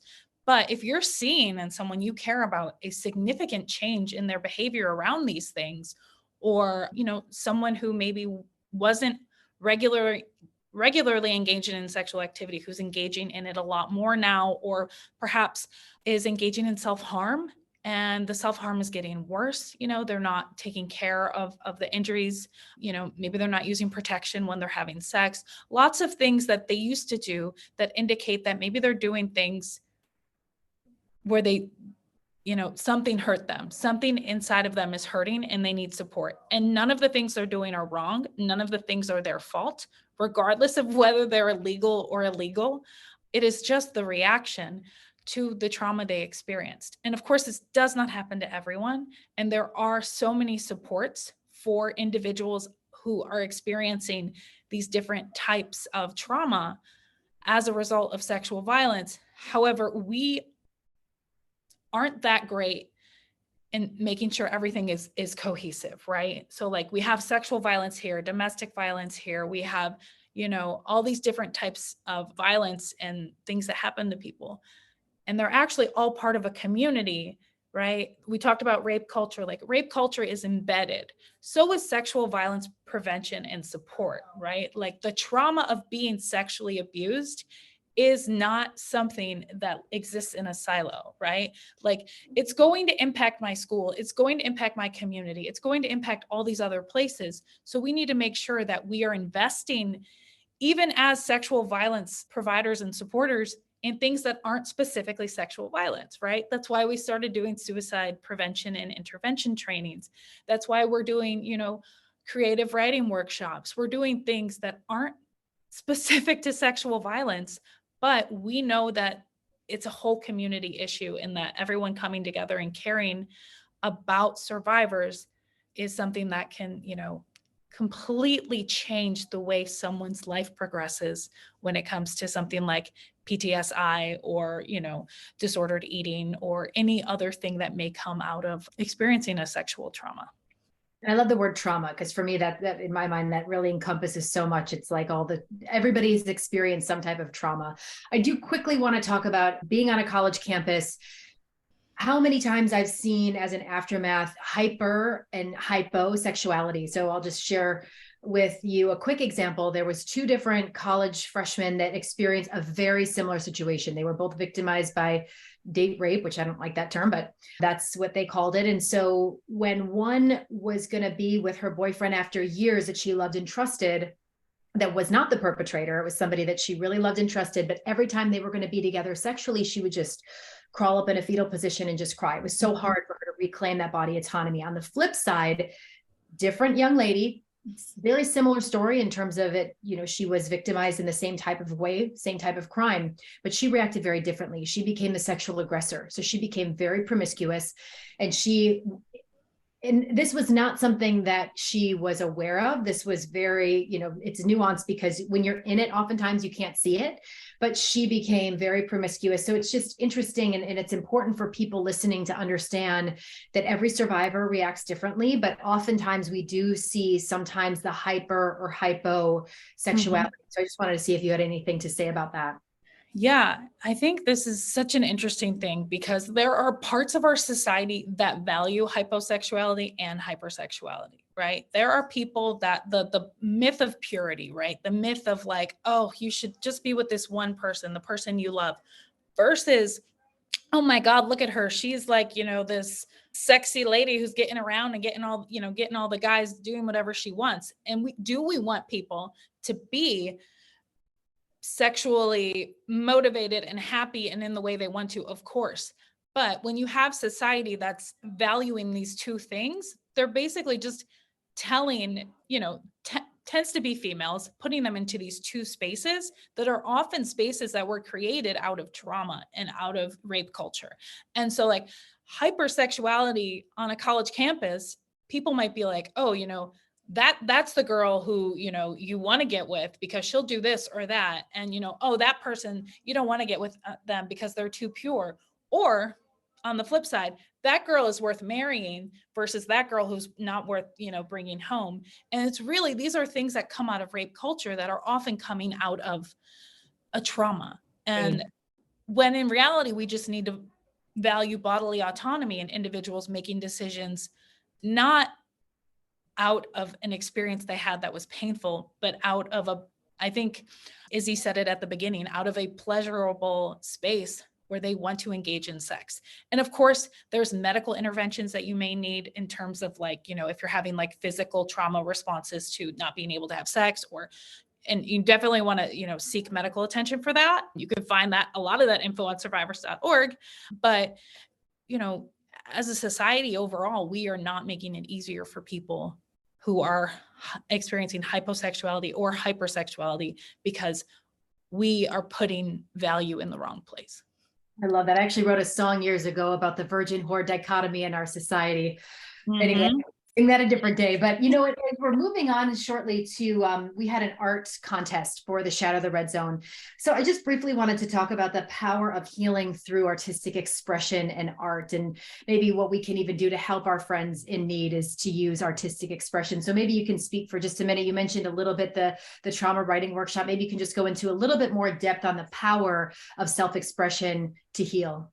Yeah. So we're gonna, on October 11th from 7 to 8:30 p.m. Eastern, we're going to have a writing workshop. It's free online in the same sort of platform, in which we're going to go over different types of, we're going to give prompts, and we're going to talk about writing. We're going to talk about how you can write without, causing trauma to yourself, without activating yourself, because sometimes you just need to get it out. Whether it's in words, it's in music, it's in, imagery, you just need to get it out. And it is, again, many studies prove that art and any sort of creative endeavor, and you don't have to be a good artist. I am not a good artist. You know what I mean? Sometimes it's just about getting that stuff out, just in the same way that sometimes people just need to tell you, and then they're like, okay, I'm good, I don't need anything else. Sometimes you just need to write something down and you can throw it away. But the fact that you got it out has changed everything. So one of the things PAVE focuses on is the power of like the creative, the holistic healing, the ways that we can express ourselves, because not everyone can afford therapy. Not everyone can, do all this. We're working with young people. This is in between classes, you're doodling in your book.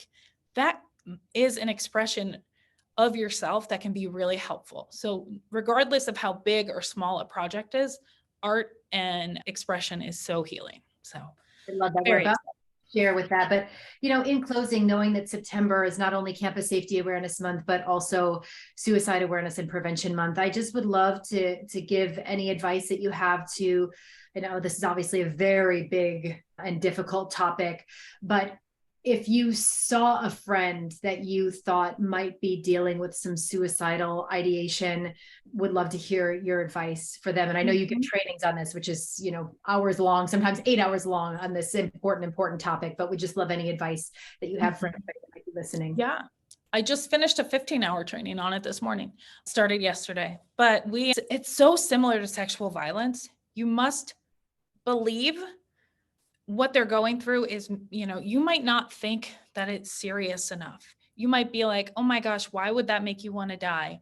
You need to respect someone's story. And the number one thing is, if you think someone is having thoughts of suicide, or you need to ask them. It's very difficult to ask. I know it's a tough question, but it is so much better to have a very awkward conversation than it is to never have that conversation again. Right? To never have a conversation. And that is the reality of things like suicide prevention and intervention, is it's so important. And I know it's uncomfortable. And please, if you want to do any work, email me, at my PAVE email. It's just my first name, Ashley @pavingtheway.net. And I have resources for you, because we do not want to lose survivors of we don't want to lose anyone, but survivors of sexual violence are 9 times more likely to die by suicide. And that has so much to do with all of the things we've talked about today, right? So we definitely, if someone discloses suicide to you, or you think they're thinking about suicide, you definitely want to ask them if you think they're thinking about it. And we want to, you can refer them to 988, of course, the Suicide Lifeline, or if you have a campus place you can take them to. But you really just need to listen in that moment, right? And again, assess the immediacy.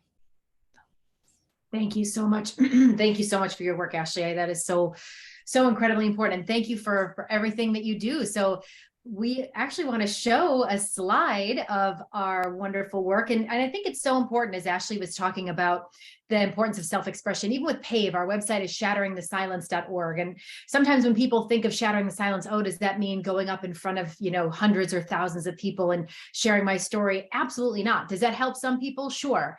But finding some way to express yourself creatively, whether that be to a therapist or writing or drawing. And even as Ashley said, if you don't feel like you're an artist, we are all inherently creative.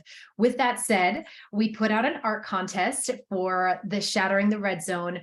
And this is our winner. I'm so proud to announce Bella Rosenthal. So thank you, Bella.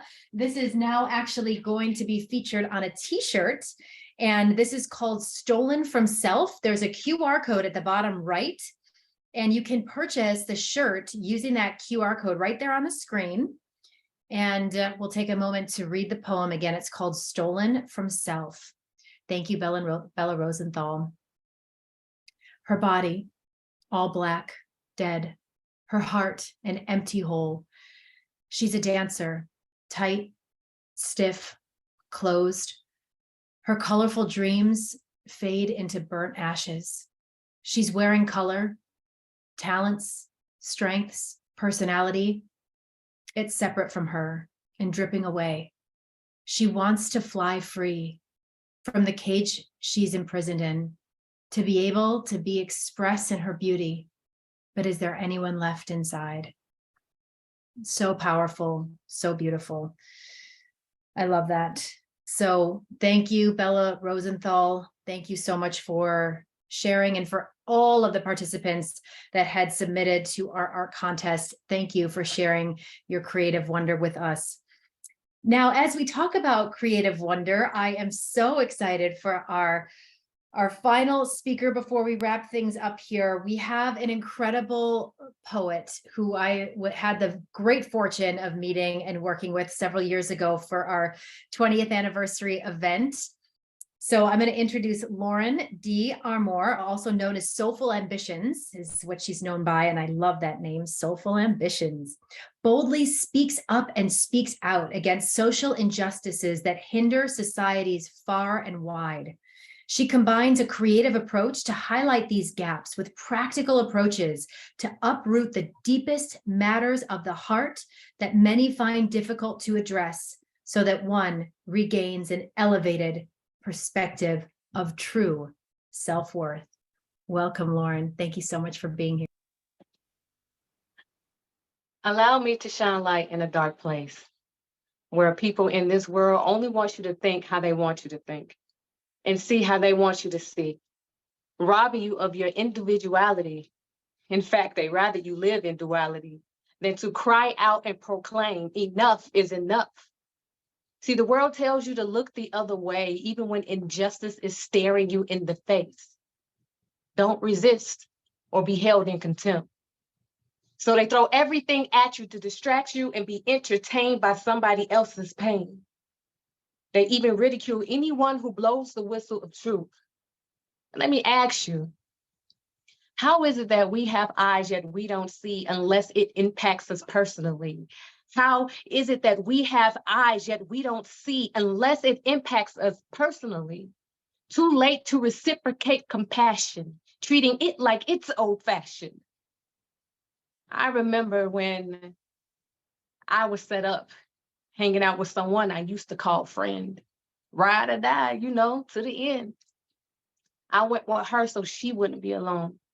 Her guy and his strange friend, I didn't know him. But we pouring it up, we laugh, we chill. There were awkward moments in between with dude, but I'll take one for the team.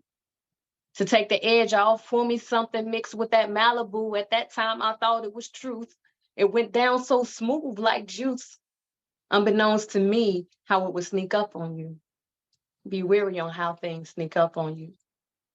I'm ready to head back, but next thing I know, she's escorting me to his car. I'm drunk, I have no clue where we're going or where we are. In and out of consciousness. Until I wake up the next day, covered in his DNA. He left nothing untouched. And I'll never forget that walk of shame, hurt, and betrayal. never the same.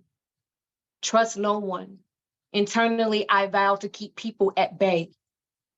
For a time, I was haunted by this memory, not knowing what to do. My mind split in two, warped.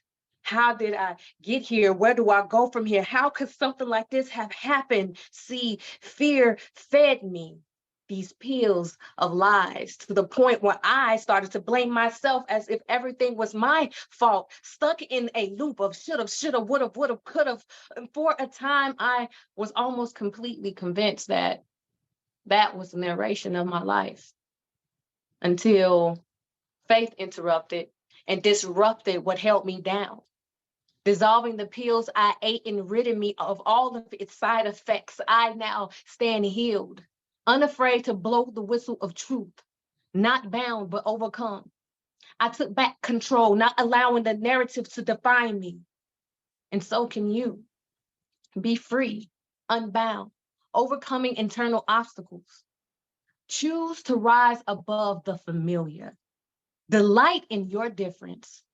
See, the world will view you as different if you don't move as they move. They will see you as different when you go against the grain and challenge the way that they think or how they do things. Don't feel condemned by it, but use it as your strength. Gain power to speak up and speak out. I mean, if you see something, say something. Look out for others. You hope they would look out for you if you were in their shoes. Look out for others as you wish someone would look out for you if you were in their shoes. And even if they didn't look out for you, should the next person suffer because of what happened to you for what they didn't do? Hurt people, hurting other people again and again. And it's time for this cycle to end. To those of you who were robbed of your voice, who swallowed those tears of fear, forced to live in a shadow of scars, wounds, oozing. Let me tell you something. Never forget that these pills, these side effects are temporarily masking your reality and deceiving you to believe that you will never live again. You will live again. Let those with ears hear. Every flower that is birthed in dirt first. But once it ascends beyond its darkness, it blooms. Many of them bloom throughout any type of season, no matter how severe the storm. So seek out and stand for truth, which lives beyond our own understanding. Don't fret at the world demanding. Many of these cruel acts can be prevented if one is willing to stand out in the gap and become a part of the solution instead of the confusion. Delight in your difference, because your difference could save lives.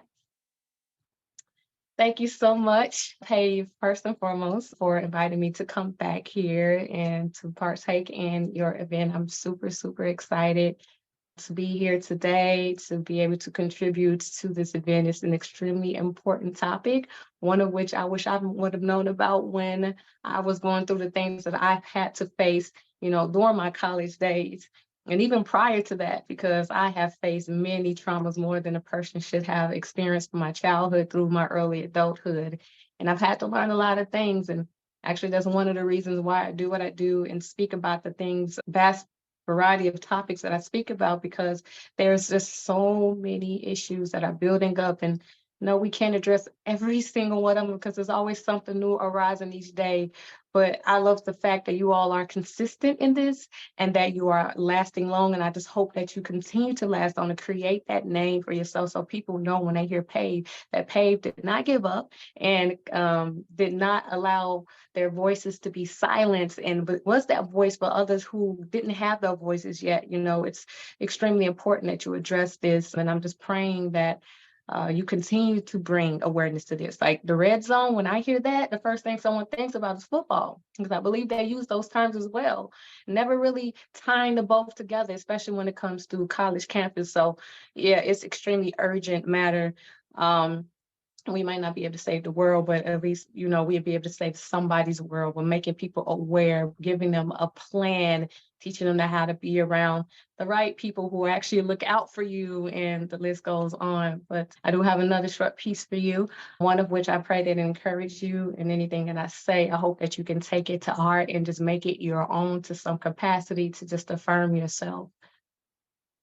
Taking the brakes off my life situation, because I know I have an obligation to reach out towards my most ultimate dreams, going forward with a heavenly team.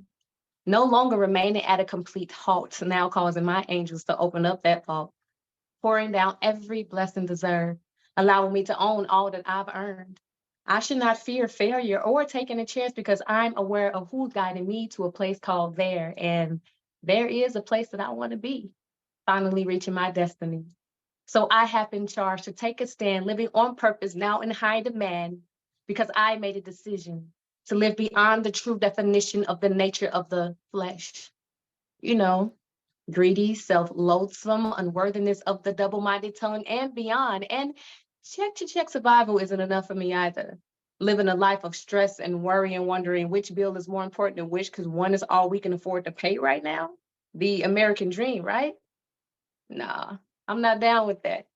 You see, this world is as good as mine as it is yours, grasping hold of all things God has in store, rising above the stereotypical truth not everyone can live their dream. You see, it all starts with a thought, one thought, to rise above and break free from that negative bondage. So, seeing it as already done, I'll keep going with a smile and a tune.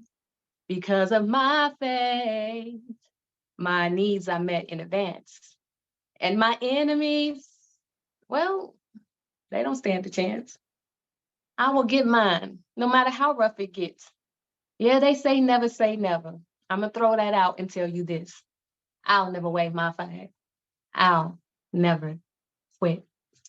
Thank you so much again, everyone. My name is Soulful Ambitions on any social media platform, or you can feel free to visit my website, laurendharmer.com. Thank you, Andy. Thank you so much. Oh, that was amazing. Oh, I just resonated so much. What a perfect way to end. Thank you so much, Soulful Ambitions. We've got a couple closing thoughts, but what a beautiful thing. Thank you so much. And we look forward to having you back again. Thank you again. Bye. All right. So we are so pleased that you all stayed with us. We want to thank all of our panelists and our partner organizations. These are all of our wonderful panelist organizations that they are a part of. And we are so grateful. We know that these panelists that spoke with us today are some of the nation's leading voices on these very important topics. So thank you so much. Next slide, let's hear about some upcoming PAVE events. We've got a couple of things that are so important that we all hope that you can spread the word about. First is, Ashley mentioned, we are having a Controlling Your Narrative virtual trauma-informed writing workshop for survivors. It's totally free. It's coming up on Wednesday, October 11th from 7:30 to 9 Eastern. And all that information is on our website. Also, Grooming 101. I'm really excited about this one. A Predator's Playbook by Michelle Denault, who is not only such an amazing speaker and trainer on this issue, but she herself is a survivor. So she's coming at this with the lens of both a professional in the field and as a survivor. So see through the lens of a survivor how a predator grooms a child. So do not miss that. That's coming up, and you can register there at survivors.org. That's coming up October 12th. And also the last Thursday of every month, PAVE partners with Hope, Healing, and Transformation. And that is an incredible organization that was founded by Andrea Constant. And we have meditation, writing prompts, discussion, and other healing activities for survivors. And again, that's the last Thursday of every month. Totally free. So we will advance to the next slide because we do want to hear from you. Your feedback is very important. As we close, if you can take a moment to scan this and answer a couple questions, please. We are really excited to hear from you. And I just want to make mention of two other future campaigns that we are working on. First is the PTSI, which is traditionally been post-traumatic stress disorder, but we're partnering with the amazing Dr. Eugene Lipoff, who is changing this, hopefully, to post-traumatic stress injury. So that is so incredibly important. You can get involved on your college campus to do some letter writing on behalf of that. And that'll be up on our website. And then also, we're partnering with a very incredible influencer named Uldos Wallace, who has millions of followers on social media, but she's very, very passionate about non-consensual digital image distribution and sexual abuse. So please do keep an eye out for that. But as we're closing, I just have to give a huge shout out to Elle on our team. She is our director of content. She does all of our social media. This was her brainchild. Elle, what an amazing conversation today we've had. I want to thank Ashley, our director of survivor support, who you were able to meet. She's doing incredible work. Susan Rhodes, our new CEO for PAVE. Thank you so much for all of your help. And Rachel, our director of technology. This has just been incredible. We are so grateful to all of you for being here today. We know that you could be doing a lot of things here on this Friday afternoon, but you are here with us to gain more knowledge, and we are grateful. So have a beautiful weekend. Please do take care of yourself, and we look forward to seeing you at a future event. You can get more information at shatteringthesilence.org and survivors.org. And please do take your camera, scan that code. We would love to hear from you. And I'm going to leave you with a quote from Margaret Mead, which is, never doubt that a small group of thoughtful, committed citizens can change the world. Indeed, it is the only thing that ever has. Thank you all so much for being with us today. Have a beautiful day.